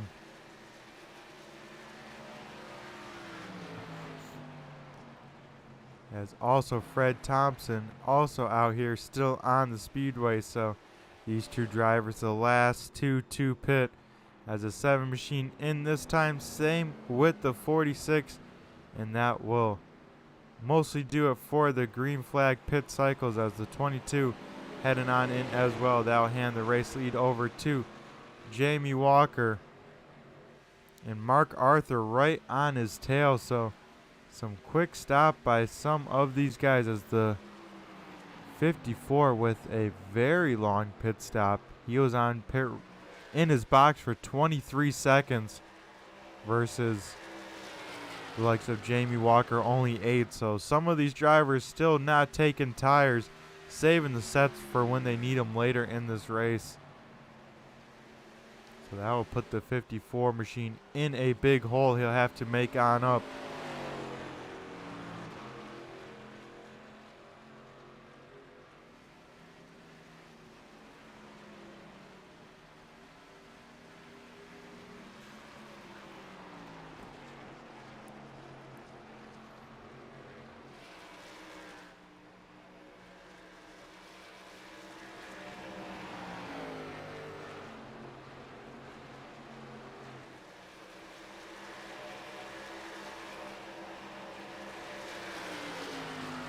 As Jason Powell gets the run on the 64 machine. This is the battle for P number 8 on the speedway.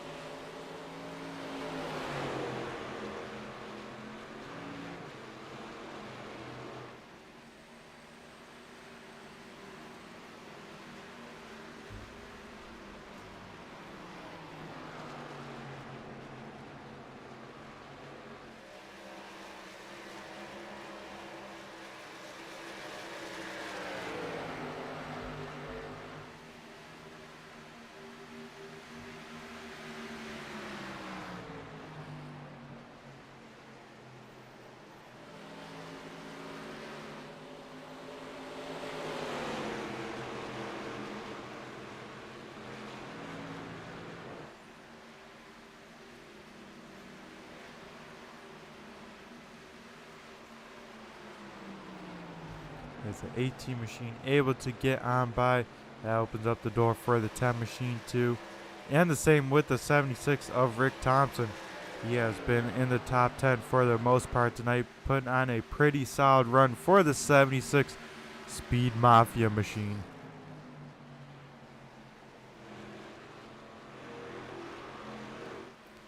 As we look up further in this field here, Jamie Walker, Mark Arthur running their own, but they did not take tires, and the rest of the field is catching them. They had about 8-second gap over third place Brian Dees when they rolled out of pit road.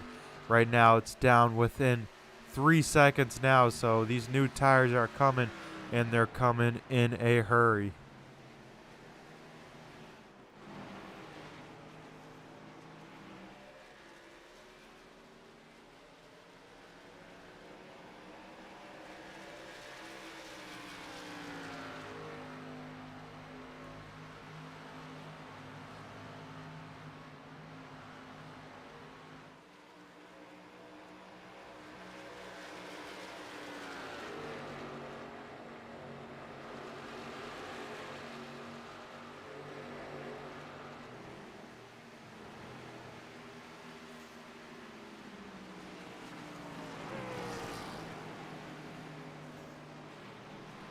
As we look at the speedway here, looks like a battle for 12th, 13th, and 14th heating on up as the 4-car of Tanner Marr making his way once again back through this front middle part of this field as he now looks to the inside of the 55 machine of Paul Ellison.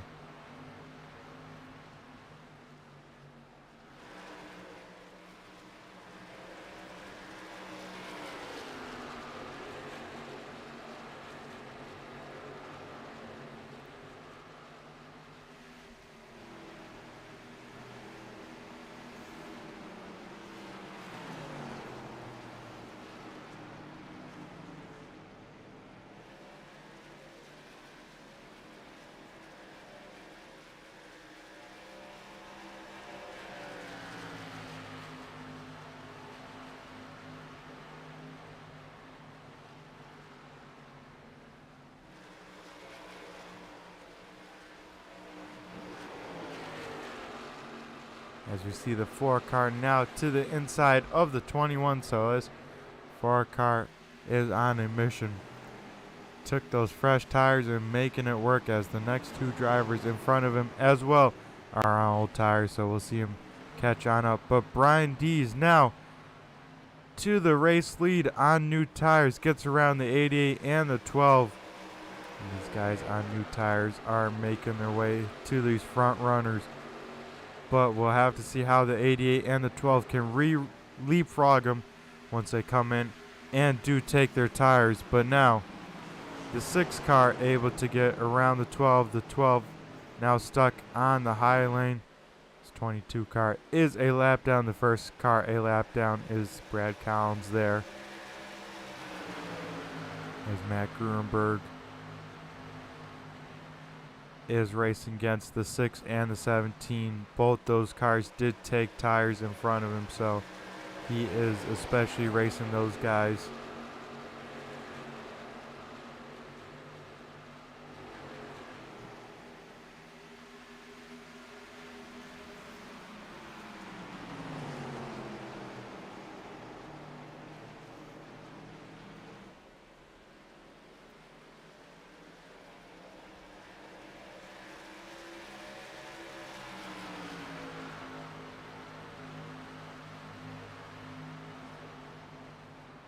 As Gruenberg applying the pressure to the 6 machine, trying to get on around him. It looks like both those cars are catching the race leader. We see the 4 of Tanner Marr to the inside of the 76 now, sets his sights on the 24 of Chris Carroll. This will move the 4 car into the top 10 here and put him P number 9 as they run. Aaron Bach over here running in P number 14, under fire from the 02 machine of Race Clark. This is the battle for P number 14.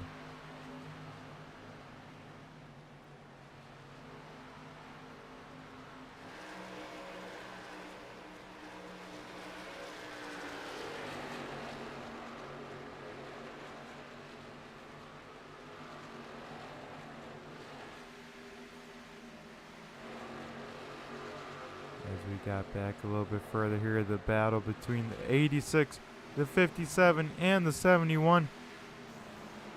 This is the battle for 21st and maybe even 22nd here, if the 38 machine of Brandon Feeney gets involved in this.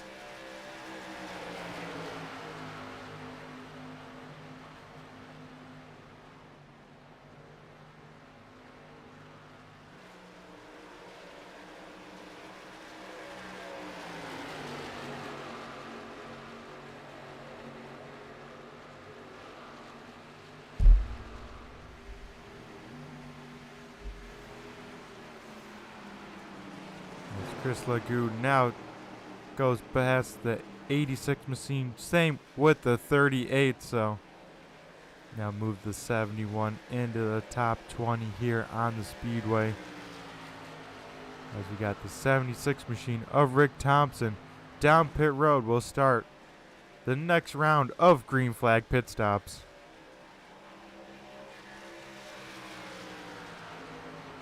As here is the battle for the race lead. Matt Gruenberg able to get around the 6 of Derek Paulson. Now setting his sights on the race leader of the 17 of Brian Dees.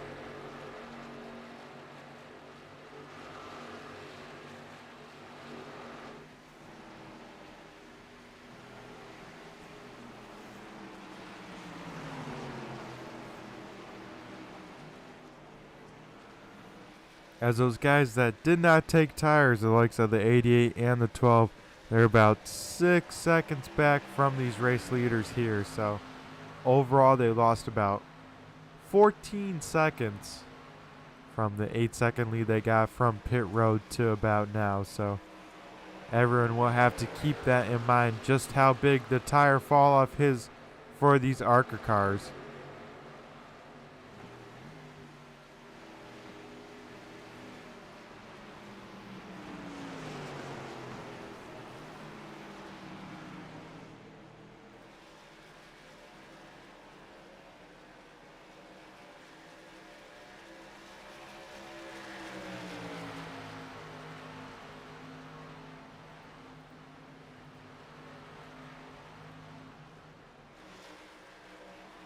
As the 54 continues to close the gap here. Now about a car length back. That 54 can really roll that middle and then put the power down on corner exit. Keeps on chipping away at the leader's lead here, and going to be within a lap or two before we'll see a side-by-side battle for the race lead.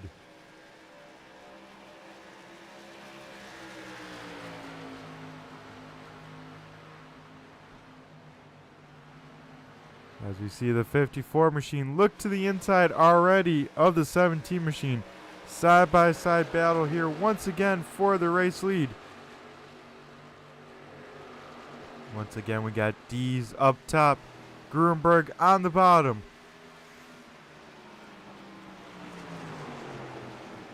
As the 17 machine almost clear, the 54 sailed it on in there, had to get on the brakes a little bit extra hard at the apex to avoid from sliding on up, but still able to get the power down very well. Does not allow the 17 to slam the door, as we got one lap car, the 83 machine of Joe Alberico right in front in that Michelob Ultra machine. But the 17 says, you got it, Matt. I'll slide on in, not lose too much time, not wear these fresh tires too much. And we see the 54 machine of Gruenberg back out in front here on lap 125 of 200. Still got a lot of racing action to go, folks. A whole 75 laps.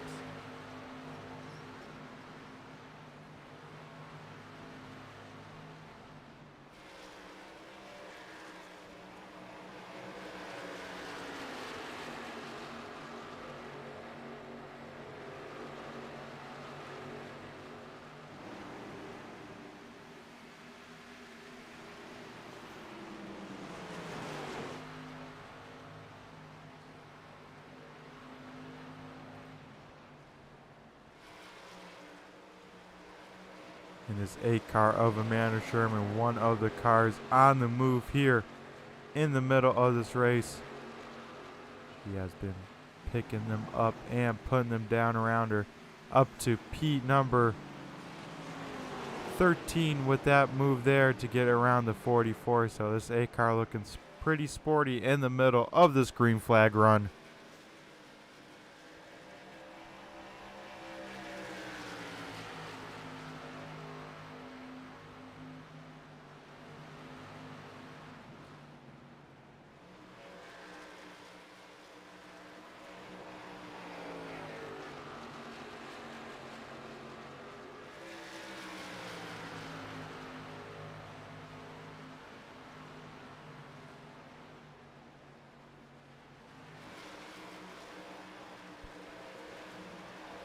As we see on here,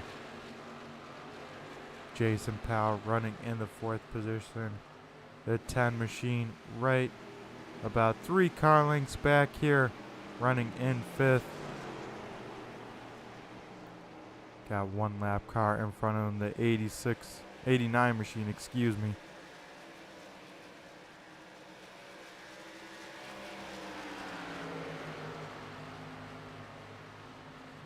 pretty soon here, folks. I assume the field is trying to make it where they can go, where they only have to pit one more time in this race and try and make it to the end. I'd have to think they would have to pit at least by lap 140, if not later, to try and stretch the field to the end of the race.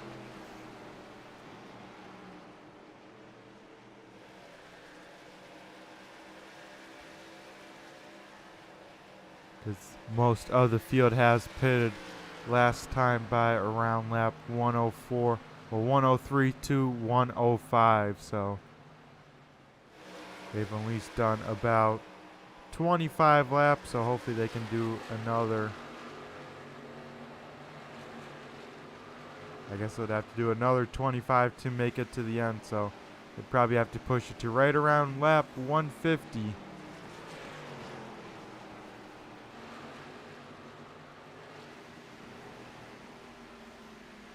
As we see a little bit further back here, Jamie Walker on those older tires is down to P number 7 on the speedway.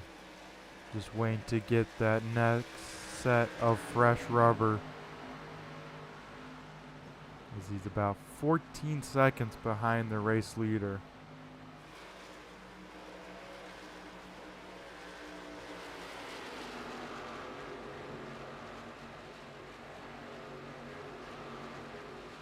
As we have the next car coming in on pit road, the 57 machine of Sam Bumgarn dives it down pit road here.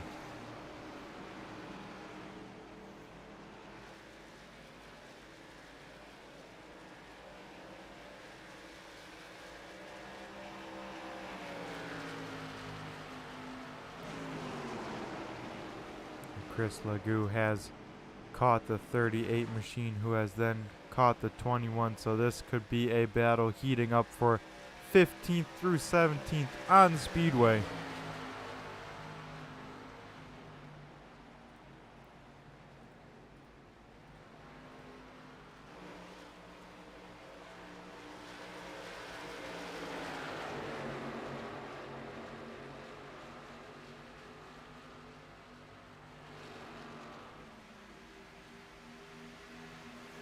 The 71 driver, Chris Legou, is from Colchester, Vermont.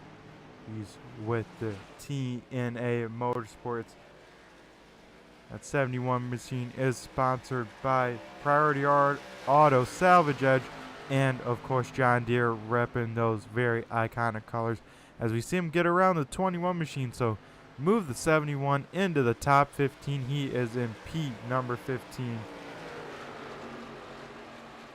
Cool iRacing accomplishments from the 71. Is a long-term broadcaster and one of the co-founders from the Turn 3 Racing Network here. So some pretty cool stuff there. Some iRacing accomplishments. He was the crew chief for Adam Maynard's number 45 Flying Tiger at Thunder Road. Favorite type of racing, that good old short track racing. You gotta love to see it.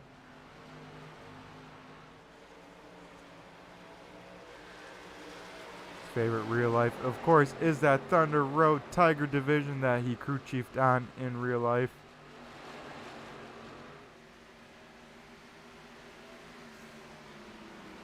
And if the 71 machine was not found here on the iRacing simulator, you would find him sleeping. That's always a good plan there. And the goals for the season, as we see him dive down pit road here to have a green flag pit stop, is to be better at the end of the season than at the start. And right now, looking pretty good as we have the race leaders down pit road as well. They'll hand the race lead over to Taylor Butcher Benjamin in the 10 machine. So it seems like this kicks off the green flag pit stops, and it seems like we can only go about 30 laps on a set on the fuel here tonight. So people will have to just barely stretch it to make it to that 200 mark, because if we pit at 130, the next cycle is 160, and then the next one's 190. That's not quite enough to the 200, so we'll have to see how it all unfolds as we see the 10 car head down pit road. They'll hand the race lead over to the 38 of Brian Feeney when he comes back around.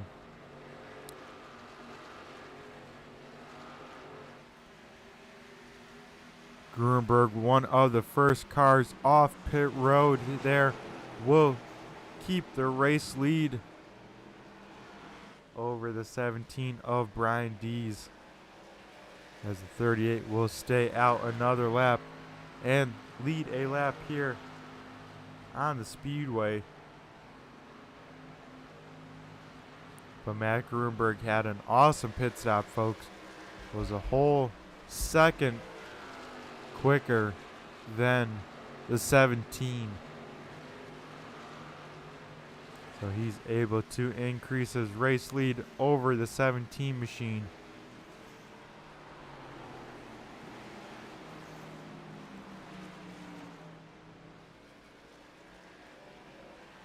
As we see the 38 really extending his fuel here, trying to make it last as long as he can.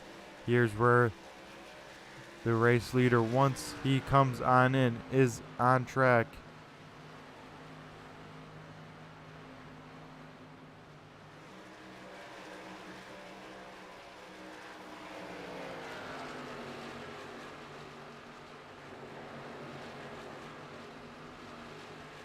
As he comes up to the back bumper of Jordan McAvoy to put him a lap down here.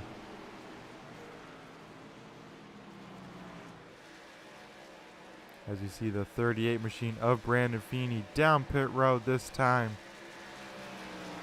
He should be able to have enough now that he doesn't have to save fuel and can make it to the end of this race.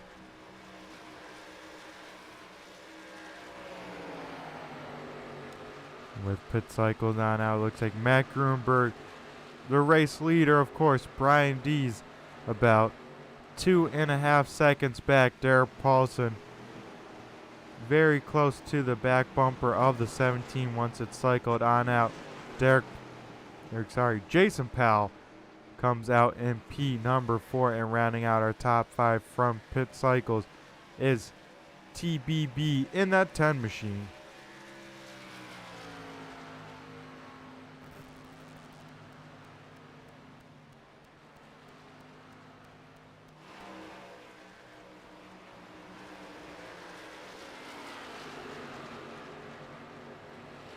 As it looked like that pit cycle, everyone took tires, so everyone used up a set. Not sure how many more sets they have over the wall from these drivers here tonight, but it can't be that many for some of these front runners.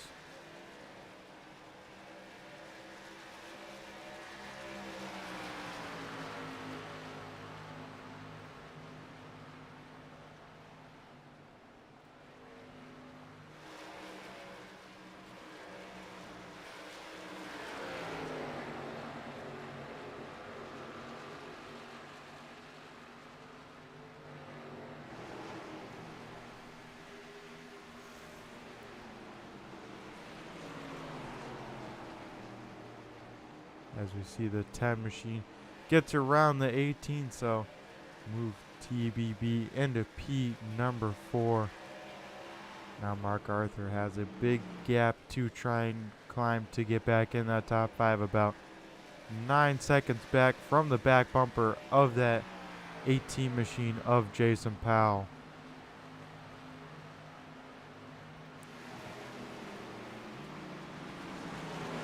The battle for 18th here is between the 57 and the 21, the 46 on fresh tires here. That is Fred Thompson, with the race leader right behind all these guys, Matt Gruenberg, in that bright yellow Nike machine.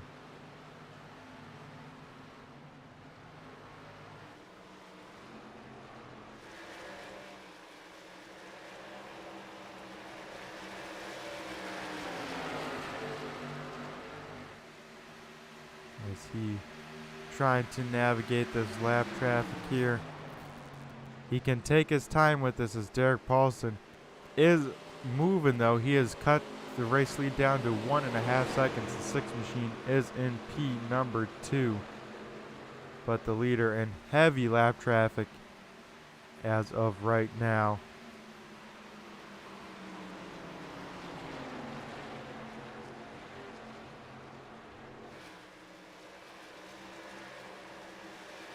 As we see the 71 machine of Chris Legoux going a lap down here. The 54 machine has put all the way to P number 18, a lap down in this race. As we now see the 21 and 57 fighting for a position in front of the race leader.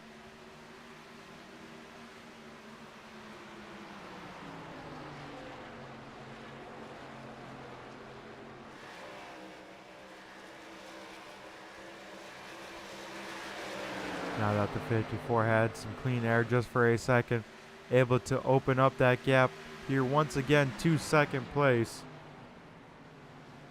But the 54 knows he can take his time, be patient with these lap cars, knowing he doesn't have to force anything just yet with no pressure behind him from second place.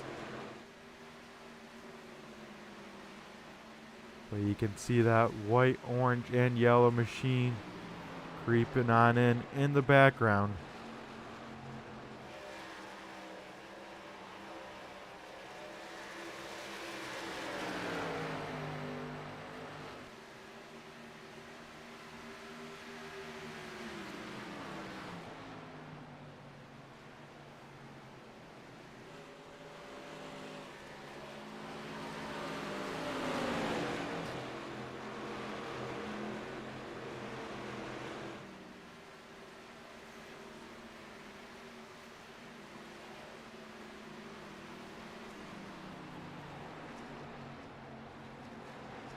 So for these guys to really make it to the end, I think they at least got to make it to lap 165 to have a shot at stretching it to the finish. So we'll have to see when the field decides to come on in. But I think we won't expect to see too many people in before lap 165.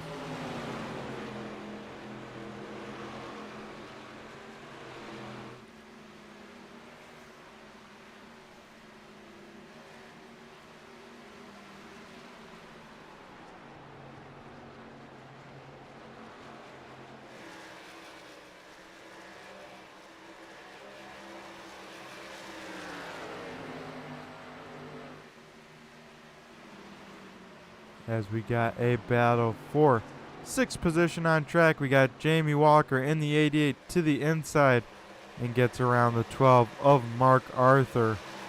We'll move the 88 back into P number 6. Mark Arthur will fall to P number 7 as they run out on track. The one car of Ty Marasco is a lap down. These guys still got quite a gap left to the cars in front. That still being about 8 seconds to the 18 machine of Jason Powell.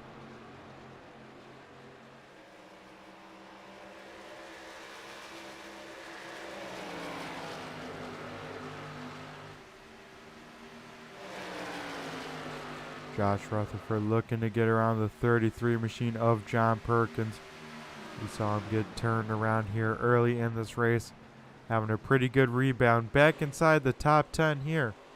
But the 64 and the 4 both looking and catching this 33 machine.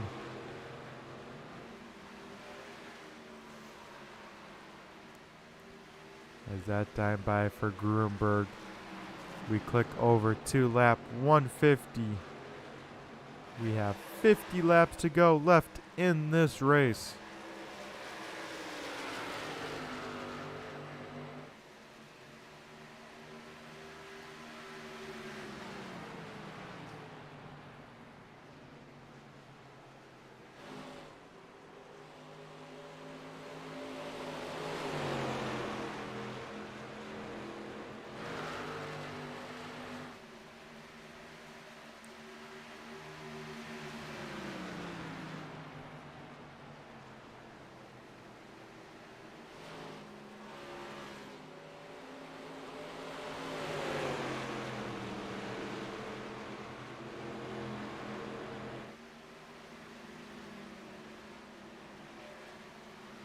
here on lap number 152. I will throw it to commercial break. I'll be right back, but I'll let us know what kind of racing action we missed out on the speedway.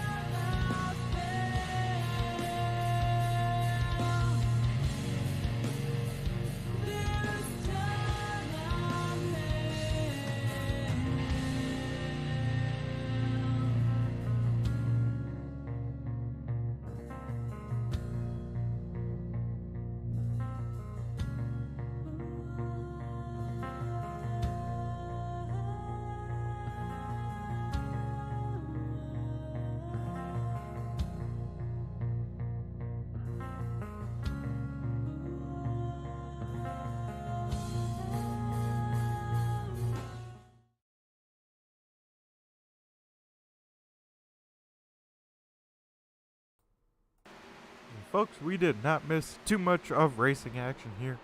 A few laps did click on by, but the biggest thing was Tanner Martin now battling with the 64 machine of Josh Rutherford. This is the battle for P number 9 on the speedway. Looks like the 4 car just barely able to get the job done going down the front stretch. We'll give P number 9 to the 4 of Tanner Marr. It did seem like they were catching that 33 machine of John Perkins. Now he has really checked out from both of those drivers, so looking like he's turning up the flames on that sweet looking number 33 machine.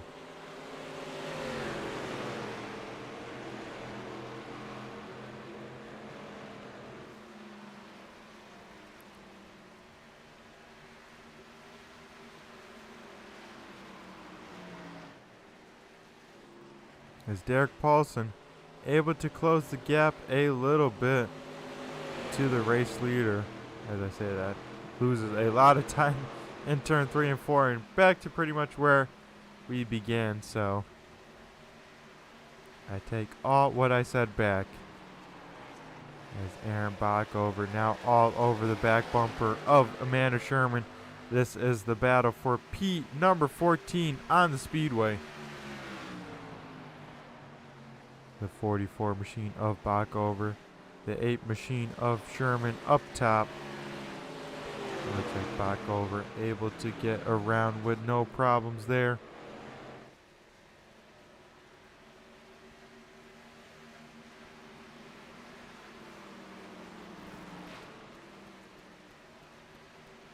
As the battle for P number 3 starts to heat on up podium position, Taylor Butcher Benjamin has caught the back bumper of the 17 machine.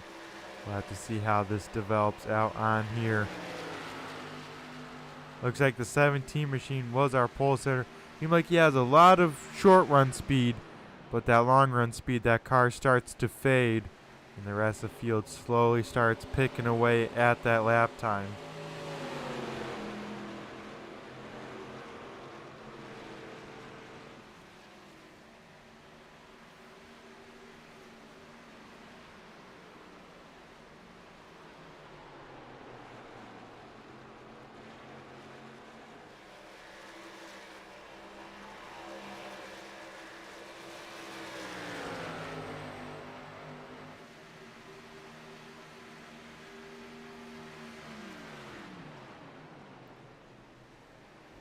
As we hear the drivers clutching it, saving some fuel.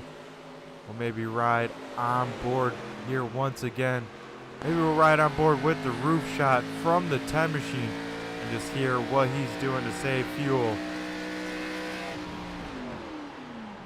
As you hear him hit the clutch, the RPMs drop on down. You save a little bit more fuel because the less RPM, the less fuel that motor's sucking.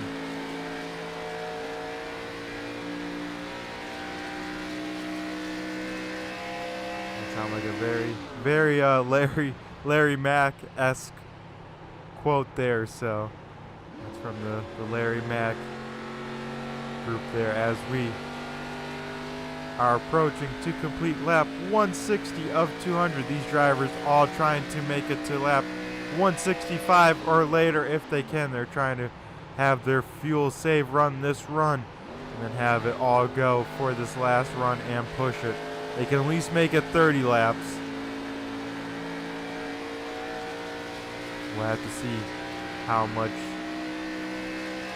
they can save.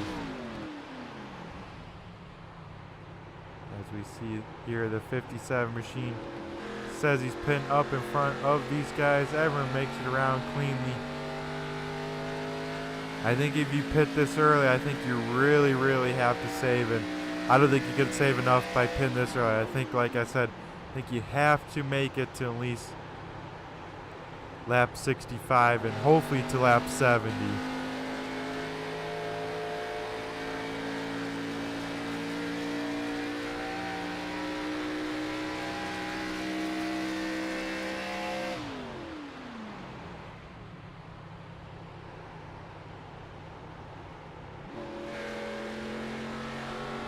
As we'll look out the back left side of the 17 machine of Brian Dees, we'll be looking back at the 10 machine that we're just right on board with. We'll see him in the corners. And we hear the 17 doing the same exact thing, getting that clutch and rolling that corner. There you see the 10 car just peeking on out. The 57 machine rolling off from pit road here.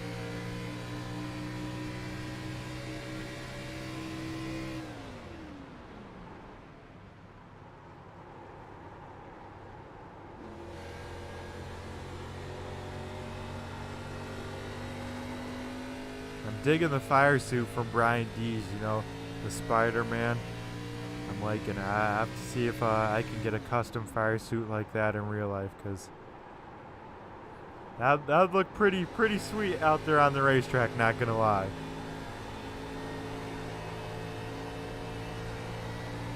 You see him working that wheel on corner exit a little bit loose. You see him just barely turning it to the right, coming on off as he straightens up the wheel. And you see him floated on into this corner. Get back on the throttle very easily. Like we've been saying this whole time. Trying to make that fuel last as long as possible. The goal is lap 170 if you're saving fuel this run, which it looks like most of the field is. Looks like that time by, we got the 33 down pit road, the 4 as well. So we start in the cycle once again for our final planned green flag stop.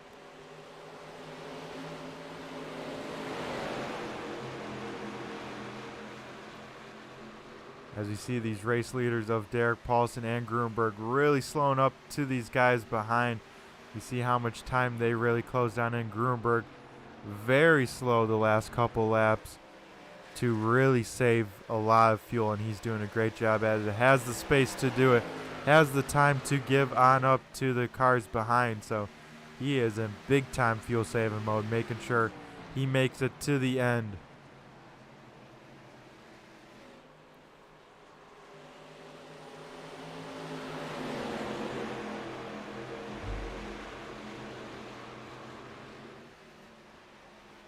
As folks will throw up a little side-by-side racing action here. We'll get a live shot from one of our drivers here. Of course, once again in the VR with the iRacing shirt. He doesn't need monitors. You see him, everything a driver would see with his goggles on his head. Pretty cool stuff. I've got to try out VR a couple of times, and it's pretty wild. It's definitely a different experience. I definitely enjoy my triple monitors, but the VR definitely makes you very immersed. If you get motion sickness very easily, I highly recommend you do not get it, because you can get motion sickness very easily, especially on some hilly tracks, or if you do that off-roading trophy truck S racing, which is always a good time. I highly recommend it if you haven't tried it on iRacing. I'm always a big person to try out different things on the sim.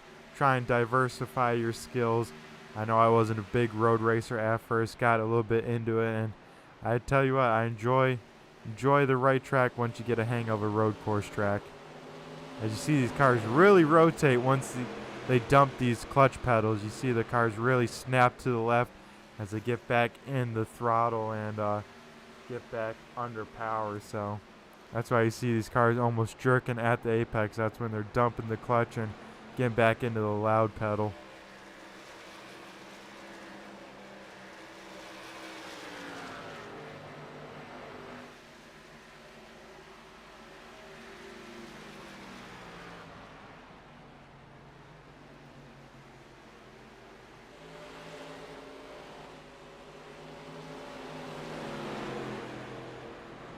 As we see the rest of the field coming on in here on 169. They think they can make it to the end from here. I think so as well. That'll leave Gruenberg all by his lone sub out on track trying to do a couple more laps. This can make sure that he can really get on after. Also have the freshest tires out of the bunch. So I like the 54 machine going till 170, making sure that he's got it, no problems asked.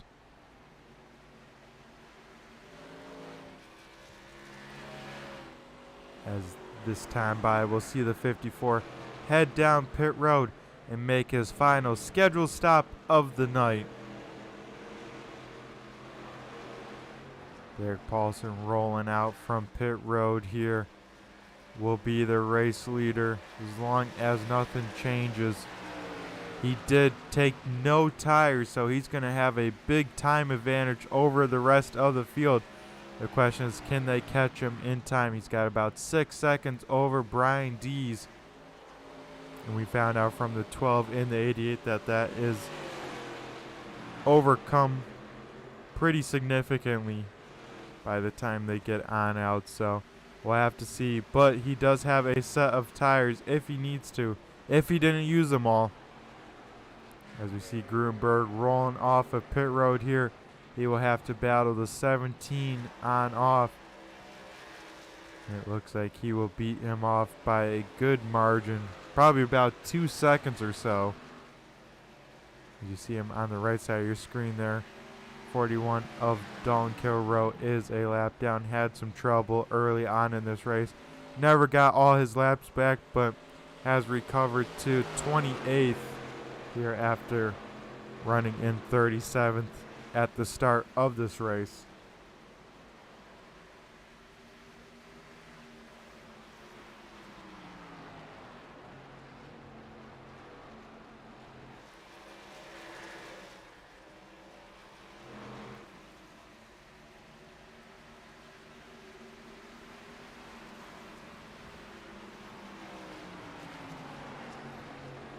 As it will all come down to who will turn up the wick first. Who says, all right, I got enough fuel to make it to the end.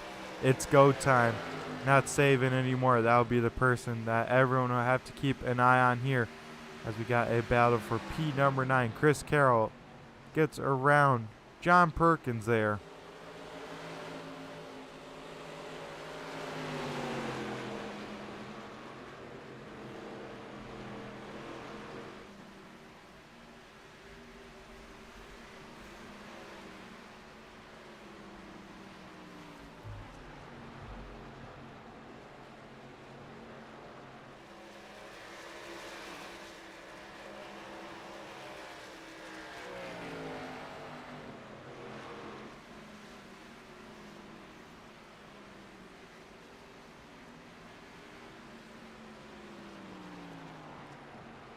As Matt Gruenberg has roughly a second and a half behind Derek Paulson. Right now just saving, making sure that he can make it to the end. But once he gets there, it's go time. And he has the fresher tires. So it's all about just hitting his marks and he'll be set. You just got to hope he doesn't see a yellow. As I would have to assume that 54 machine does not have another set.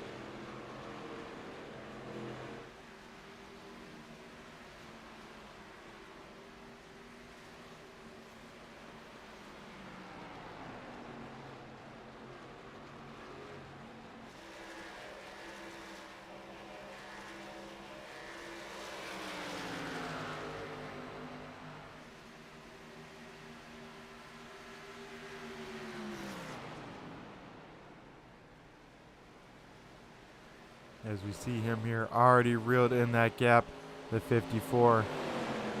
Looking like turning up the wick already, making sure that he gets the race lead and does it here with 26 laps to go here at Twin Ring Motegi.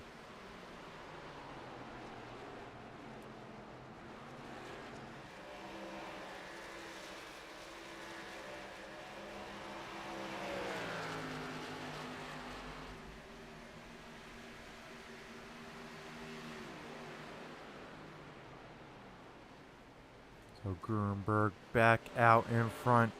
Didn't quite get the saving done right last week at Gateway. This time, I think he's got it figured on out. Currently in the best position in the house here with 25 laps to go.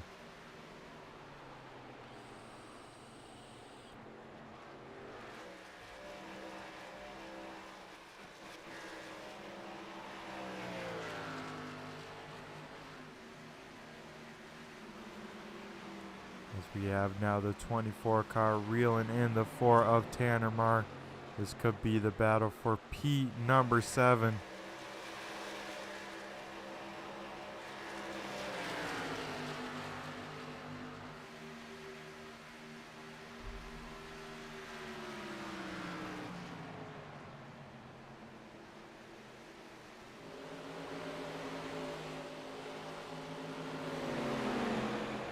Chris Carroll having a great run, up 23 positions as he is running in P number 8. Tanner Marr having finally a little bit of luck, running in the 7th position. Mark Arthur now back inside the top 10, running in P number 9.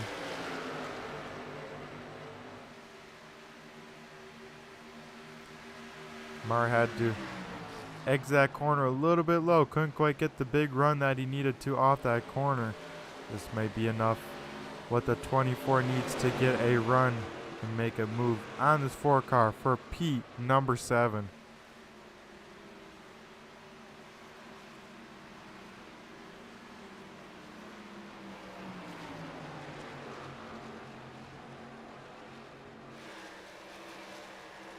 There, Paulson has dropped to 3rd place there, being on those old tires. And now Taylor Butcher Benjamin about a second back from him, so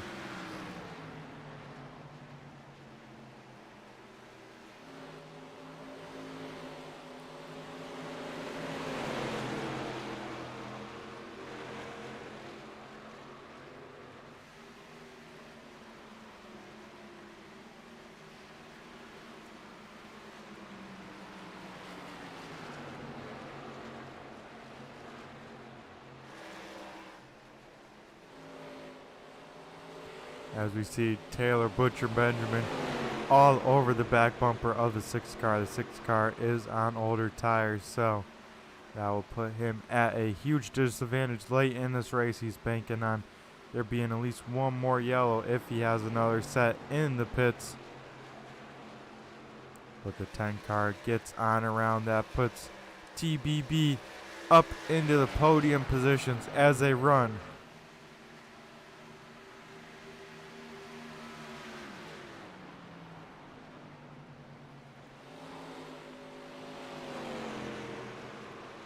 As this time by, we see 20 laps to go here for the 54 machine, as the 55 of Paul Ellison is down pit road.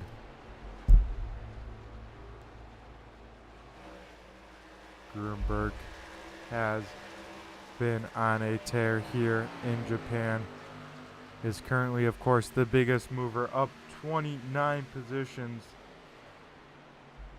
And looking pretty well. One of the latest cars to pit on that last cycle, has the most amount of fuel, the freshest tires, and has a pretty large lead, so he can save even more fuel if he needs to, because he is battling that silver car there at the top of your screen, Brian Dees in the 17 machine.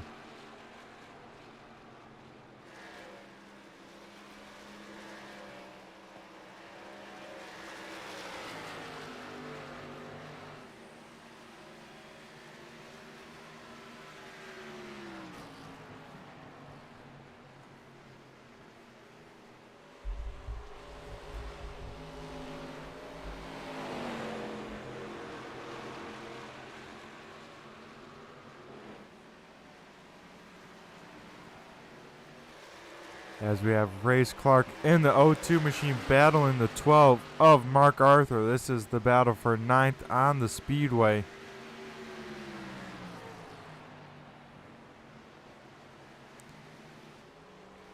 The 02 machine had to claim a yellow. Well, it didn't have to claim a yellow. Was gentlemanly and claimed a yellow early in this race, causing an incident. Has rebounded well from being all the way back in the 30s positions, now up to P number 9.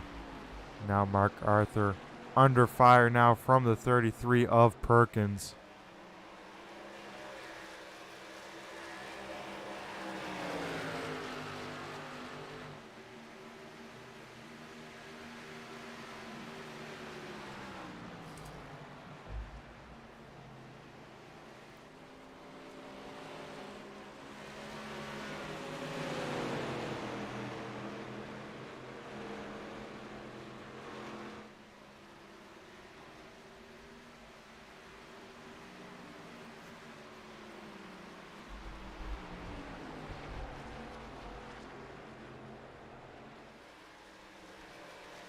As we see the battle for 10th position heating on up. Both of these drivers battling in for the top 10.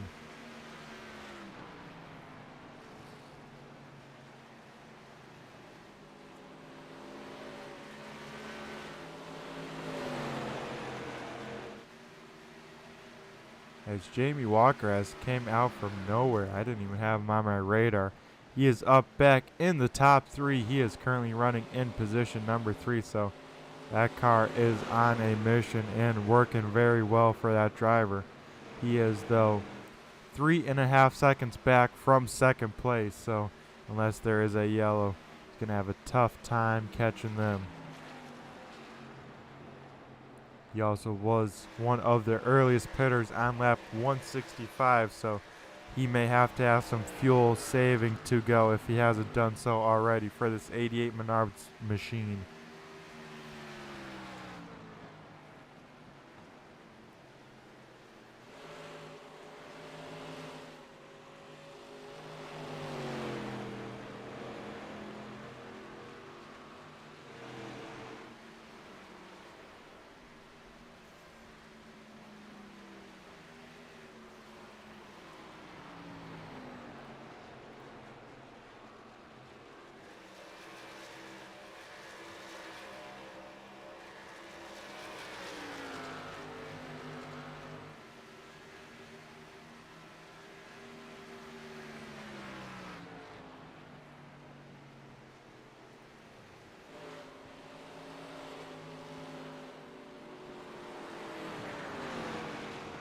As we see the 88 machine down pit road here. Did he get it woed up enough? That was very close on the speed charts. We'll have to see if a penalty does come on out. But the 88 will pit from P number 3 on track. Matt Gruenberg, we're looking at here, puts the 8 machine of Amanda Sherman a lap down. That puts up to 14th position. A lap down here in this race. So some killer pace being set by these front runners here tonight.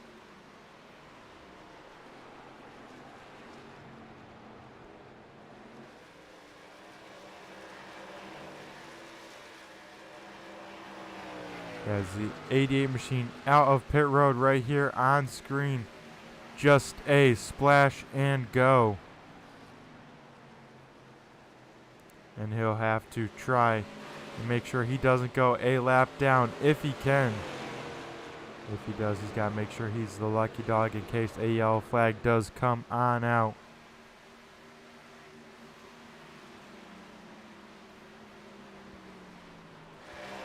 But Mark Arthur has recaught the 02 machine of Race Clark. This is once again the battle for P number 8 on the speedway.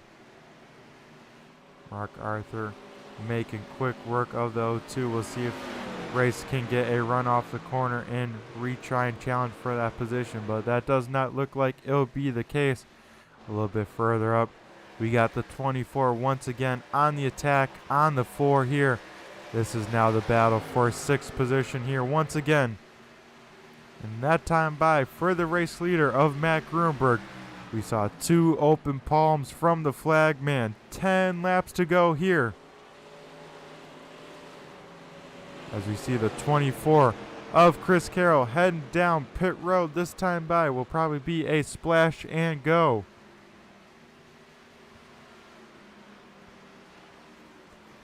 That will eliminate the pressure from the back bumper of the Ford machine of Tanner Marr.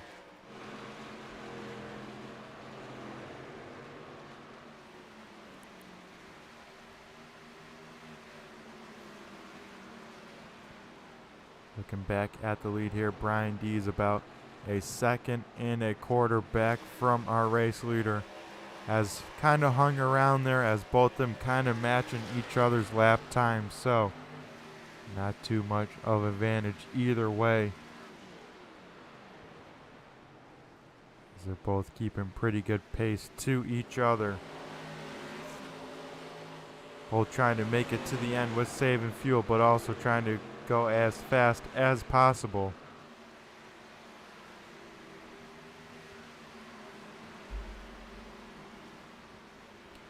The only way the 17 catches him is if he uncorks the cap a little bit earlier, says it's go time before the 54, but that's going to be a hard fetch as the 54 has at least one more lap of fuel than the rest of the field.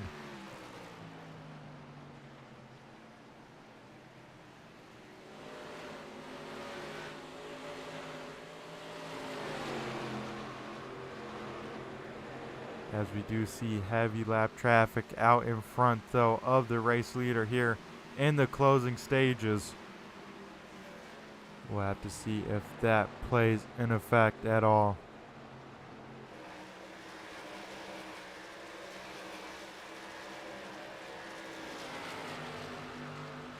As we have the 4 car down pit road here late in this race, just to top on off of fuel, make sure he gets to the end. Same with the 33 as well, down pit road this time by. The 44 in front is running in the 10th position here, so if the 54 puts the 44 a lap down, we have lapped inside of the top 10 here.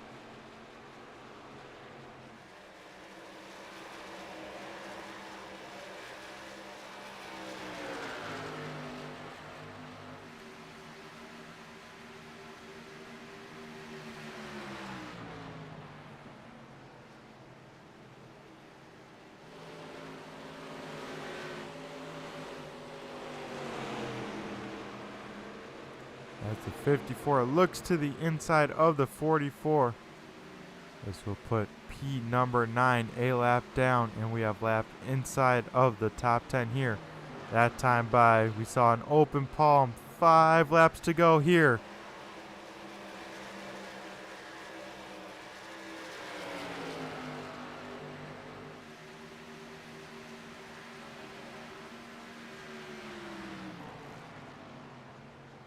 About 7.5 miles left in this race. Gruenberg now opening up the gap to Brian Dees, now increasing to 2.5 seconds. As we see the 44 machine down pit road that time by. Pretty much if he can make it on fuel to the end, folks, you're pretty much guaranteed a top 10 if you can do it. So we'll see who can do it on the field, if anyone will be running on fumes on the start-finish line.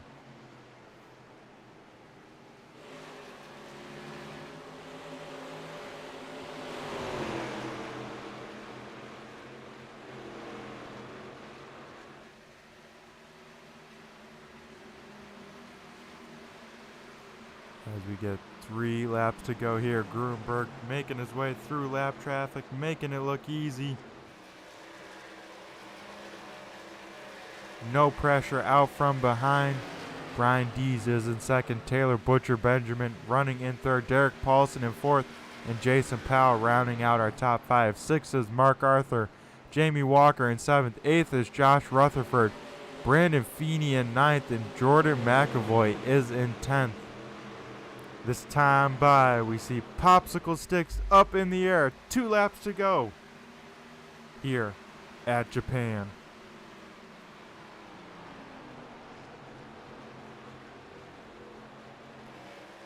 Gruenberg just got to get back, see that white flag, know this race will be official then. Won't have to worry about any restarts or anything like that. That's all he's wanted to see here.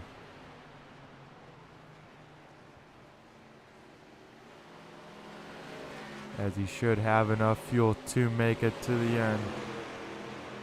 Here we go, folks. White flag, one more lap here at the Twin Ring Motegi Raceway. Gruenberg floating into turns 1 and 2 for the final time tonight. He's still under power, still looking good for this 54 machine, and pulling away from P number 2. As he comes into turn number 3 for the final time. Gets a good run off of turn number 4 and out of there. The 54 machine does it here tonight. He will pick up the win here in Japan. Brian Dees has enough fuel to make it home in 2nd. Taylor Butcher Benjamin is in 3rd. We will have to see if Derek Paulson has enough. He stayed out there. Did not take tires the last time. Comes home in P number 4. Right behind him, Jason Powell rounds out our top 5. So we will go put the camera on the 54 machine. Gets it done here tonight. We'll be talking to our top 3 drivers here. But first, we'll see the 54 burn it on down for the fans here on the front stretch.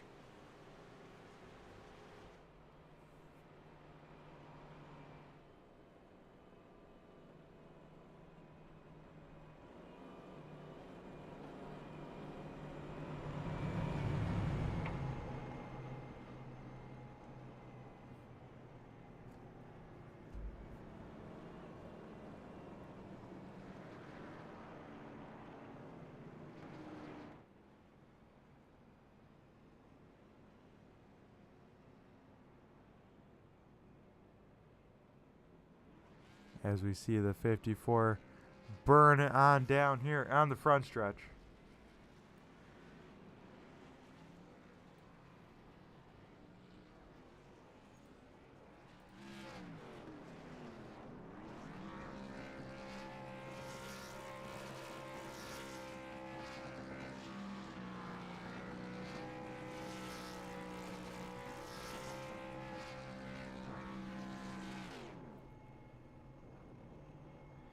And we will throw it to the iRacing commercial. On the other side, we'll be talking to our top 3 finishers.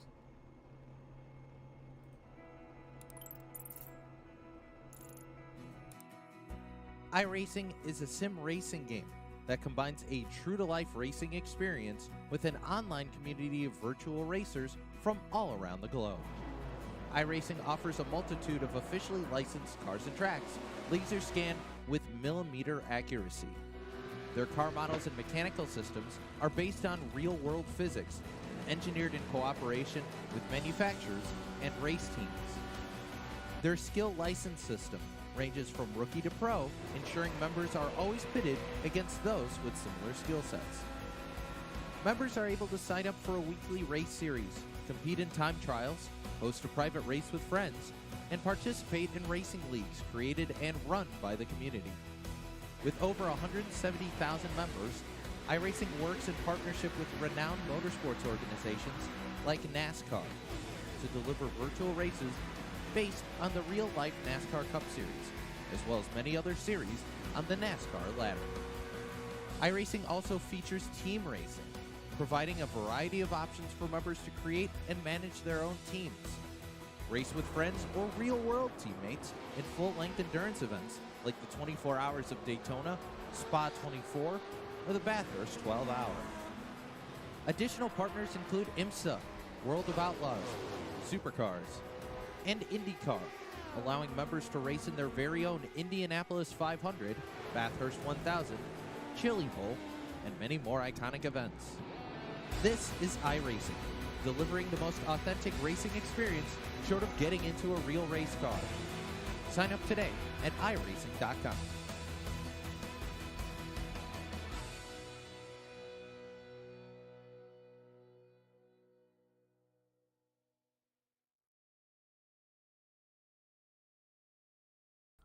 All right, folks, we are back on the other side. We'll dial up our third place finisher, Taylor Butcher Benjamin. And Ta- whatever it was at Phoenix or Gateway. Taylor, do you got a copy? It's Brett the Jet in the booth here. That far, I got you. Alrighty, man. How was this 10 machine tonight? It seemed like you're hovering for sure in the top 10 all night, around the top 5, able to get the podium. How was this top flight computers machine? Yeah, it was a good solid night. I mean, felt like it could really tack the corner when I needed to, and felt pretty good all night long. I mean, didn't feel like it was too twitchy off the corner. It was a little bit, but nothing I couldn't manage. Yeah, after the start of the season not being all that great, I'm definitely happy with the podium tonight. Yeah, it's definitely sweet to see this 10 machine down on the front stretch here, talking with me. Always a good sign of things. So how much fuel, we got to ask every single driver here out here, how much fuel did you have there at the end? I went across the line. I think I was, I don't remember the gallons, but it was like 0.8 of a lap. I was saving like the whole definitely the last 2 runs and part of the third one too, because we were talking about it in TeamSpeak and we knew it was going to be close, so we figured kind of that's what was whatever the race was 2 races ago where Dalton won, where he snookered us by winning on gas. So I figured we'd try it, and sure enough, we got second and third and fourth out of it. Yeah, not too bad at all. Yeah, it seemed like everyone was saving, especially that second run, this final run. I heard a lot of people clutching it. Not sure if anyone was shutting off the cars, but a lot of fuel saving going on, and yeah, able to get it done tonight in the top 3. Got to feel pretty good about it.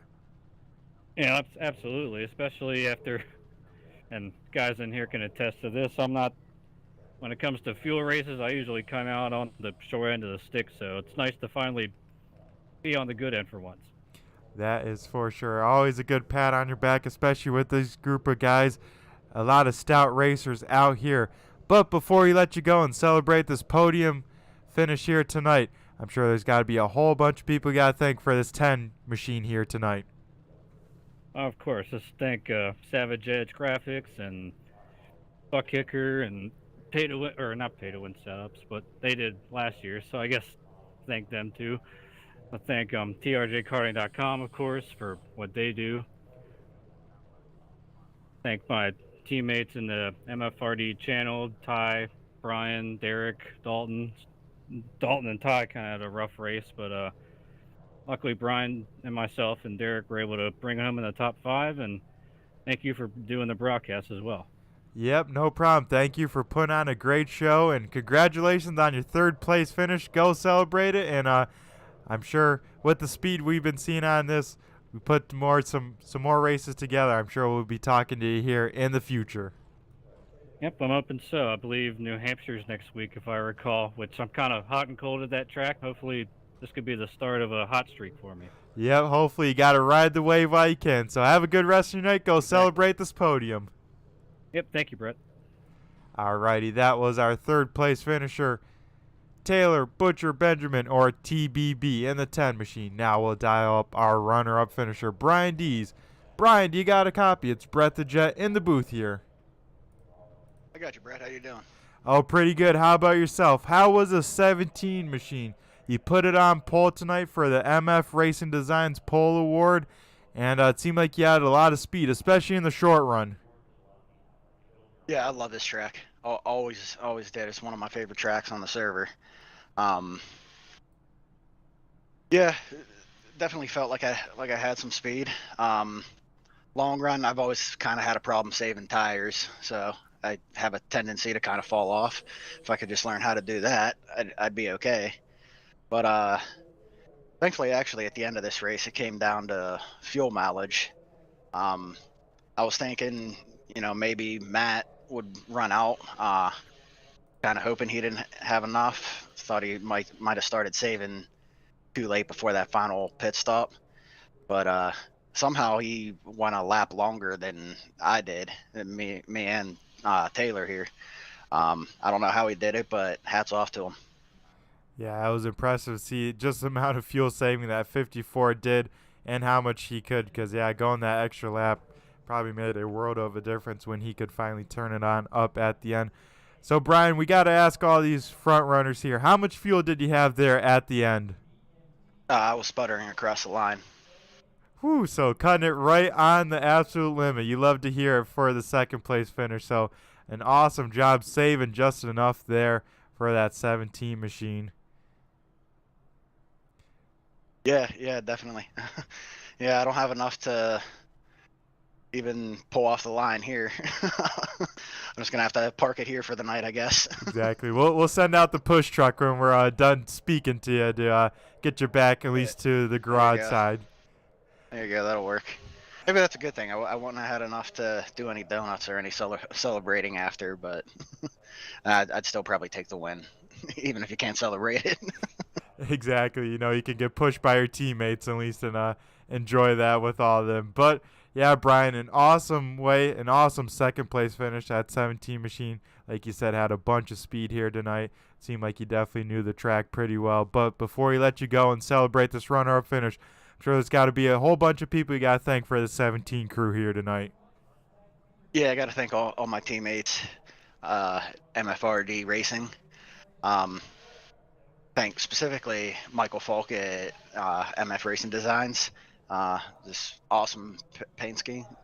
He's the best in the business. Maybe I'm a little bit biased because I'm on his team, but yeah, I don't see anybody on the server that does a better job than him. So if you need anything, definitely hit him up. Also got to thank Buck Kicker for everything they do for this league. Thank Mark Arthur for working on the setups. I know we're doing things a little bit differently right now, kind of building on the setup. I think that's a pretty cool idea.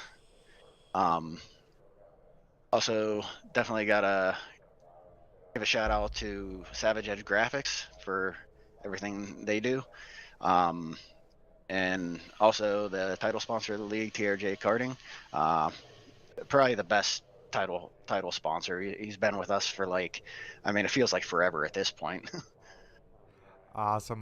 Well, congratulations on the runner-up finish, Brian. Hopefully this carries some good momentum as we, I believe, head to New Hampshire next week. How do you feel about that place? I honestly never liked New Hampshire, but it's actually where I got my first win in BPL. I think playing a little bit of a fuel mileage game there and a little bit of a tire game as well. So who knows? Maybe we can cook up another strategy and put it one step further up next time. There you go, Brian. Well, congratulations again on the runner-up finish. I'm going to go let you go and celebrate it. You have yourself a great rest of your night, and hopefully we'll be talking to you some more here in the future. Sounds good to me. Have a good night. Alrighty, that was our runner-up finisher. Now we'll head down to Victory Lane and dial up Matt Gruenberg in the 54 machine. Matt, do you got a copy? It's Brett the Jet in the booth here. Yeah, I got you. Alrighty, man. How was the car tonight? It seemed like you were on a different mission, especially with that fuel saving there at the end, able to go one lap longer than everyone else. How'd you do it? How was this car? Yeah, the car felt great. I mean, the setup was really drivable. Made some missed fuel calculations there. I kind of burned up a ton of fuel on that first green flag run there. So I went into mega fuel save mode in the second run, which ended up paying off. I was able to save enough fuel to where I felt like I was pretty comfortable make it there to the end. But still, I was saving there in the final run as well. So just in case anything crazy happened there, green white checkered at the end or something. So yeah, I think just the mega fuel saving is what won us the race tonight. Yeah, Matt, it definitely seemed like you were on an awesome job, especially going one lap further, and you had enough fuel to do some burnouts. I gotta ask, how much fuel did you have crossing that start-finish line here? I don't remember the gallons specifically, but I think the estimated laps was about 1.5, which was it was going to be a little tight if it was a green white checkered. I'll say it. I probably had to come in. Probably not where we wanted to be, but hey, it was enough to at least do some burnouts afterwards. Exactly. Whenever I was taking the white flag there, that was a sigh of relief. I'll say it. Oh, yeah. I bet that's what you want to see for sure. No yellow flag before that, because I know that feel many of times. It's like, come on, just give me that white flag. I just want this race to be official. And luckily you saw that here tonight to get, I believe this is your first win finally down in victory lane, Matt. Yeah, first one this season. We've been close in the few races before, kind of had some bad luck here and there, and kind of got caught on the end or the wrong end of these fuel mileage races on a few of the previous races. So it's nice to get one of these right. Yep, and you did it once again with some killer speed in that 54 machine. Matt, you won the championship last year. You're looking pretty good so far for this season. But before we let you go and celebrate down in victory lane, I'm sure you probably ran that thing out of fuel. I'm sure there's got to be a whole bunch of people you got to thank for this 54 crew here tonight. Yeah, just the same people each and every week. Team AV, everybody that races on the team puts the paints together. The paints look great, and I love showing them off each week. You for broadcasting, the league sponsors, TRJ Karting, and I'm sure everybody else has thanked all the other sponsors. It would be nice to get a race-winning sponsor one of these days instead of just a pull award sponsor. So if anybody's out there and they're looking to sponsor this league, it's a great league. I highly recommend it. Yeah, that is for sure. It would be cool to have a sponsored race. Would love to see it, especially down in the victory lane. But yeah, Matt, finally getting the victory of number 1 of the season. I'm sure there's more to come. And yeah, your post-race interviews sound like you got the thing down pat. It sounds like we've talked a few times here, and I'm sure we'll be talking some more here in the future. Yep, I hope to be back. Yep, that is for sure. Well, Matt, I'm going to go let you celebrate down in victory lane. I'm going to go wrap up in the booth. I'll meet you down when I'm done with it. But have yourself a great rest of your night and go enjoy your victory here tonight at Twin Motegi. Thank you. Alrighty, folks. That was our race winner, Matt Gruenberg, in the 54 machine. Now we'll send it back up top here and run through tonight's finishing results here from Japan as night falls. Matt Gruenberg for Team AV gets the job done here and wins his first race of the season. Been close, like you said, many of times. Finally got it done for race number 4. Brian Dees in the 17 machine brings it home in second. Rounding out our podium, TBB in the 10 machine. Derek Paulson in the 6 brings it home 4th. And rounding out our top 5, Jason Powell in the 18. Mark Arthur brings it home in P number 6. 7th goes to Jamie Walker. 8th is Josh Rutherford. 9th is Brandon Feeney. 10th is Chris Carroll. Tanner Marr brings it home in 11th. 12th is Race Clark. Paul Ellison is in 13th. 14th goes to Sam Bumgarner. And rounding out our top 15, Aaron Backover. 16th is John Perkins. 17th goes to Jordan McAvoy. 18th is Amanda Sherman. 19th goes to Randy McAvoy. And rounding out our top 20, Josh Sexton. 21st is Rick Thompson. 22nd is Terry Foster. 23rd is Brad Collins. 24th belongs to Ty Marasco. 25th is Fred Thompson. Chris Legou is 26th. 27th is Dalton Kilroan. Ian Habiak is in 28th position. 29th goes to Joe Alberico. And 30th is Philip Van Fleet.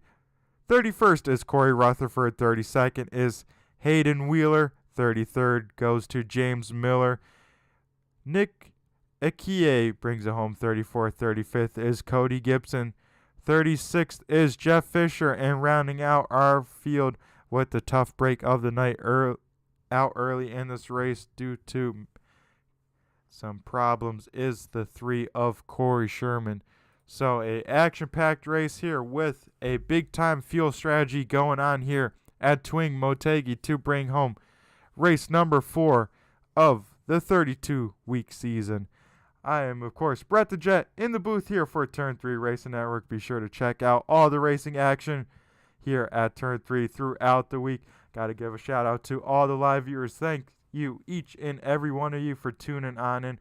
Got to give a shout-out to all the YouTube chat out there, keeping me entertained, keeping the questions rolling, and, of course, cheering on your favorite driver. Also got to give a shout-out to all the replay viewers. Appreciate every single one of you. Got to give a shout-out to, of course, TRJ Karting. Be sure to check them out for all of your karting needs. If you need a sweet-looking paint scheme to pop on the broadcast, check out MF Racing Designs on Facebook. Also, be sure to check out Savage Edge as well for all your needs. Also, if you want to advance your sim setup to the next level, be sure to check out Butt Kicker and all the other league sponsors. Everyone, have yourself a great rest of your night. And remember, from Brett the Jet here at Turn 3 Racing Network, have a good night and just flew by you. See ya.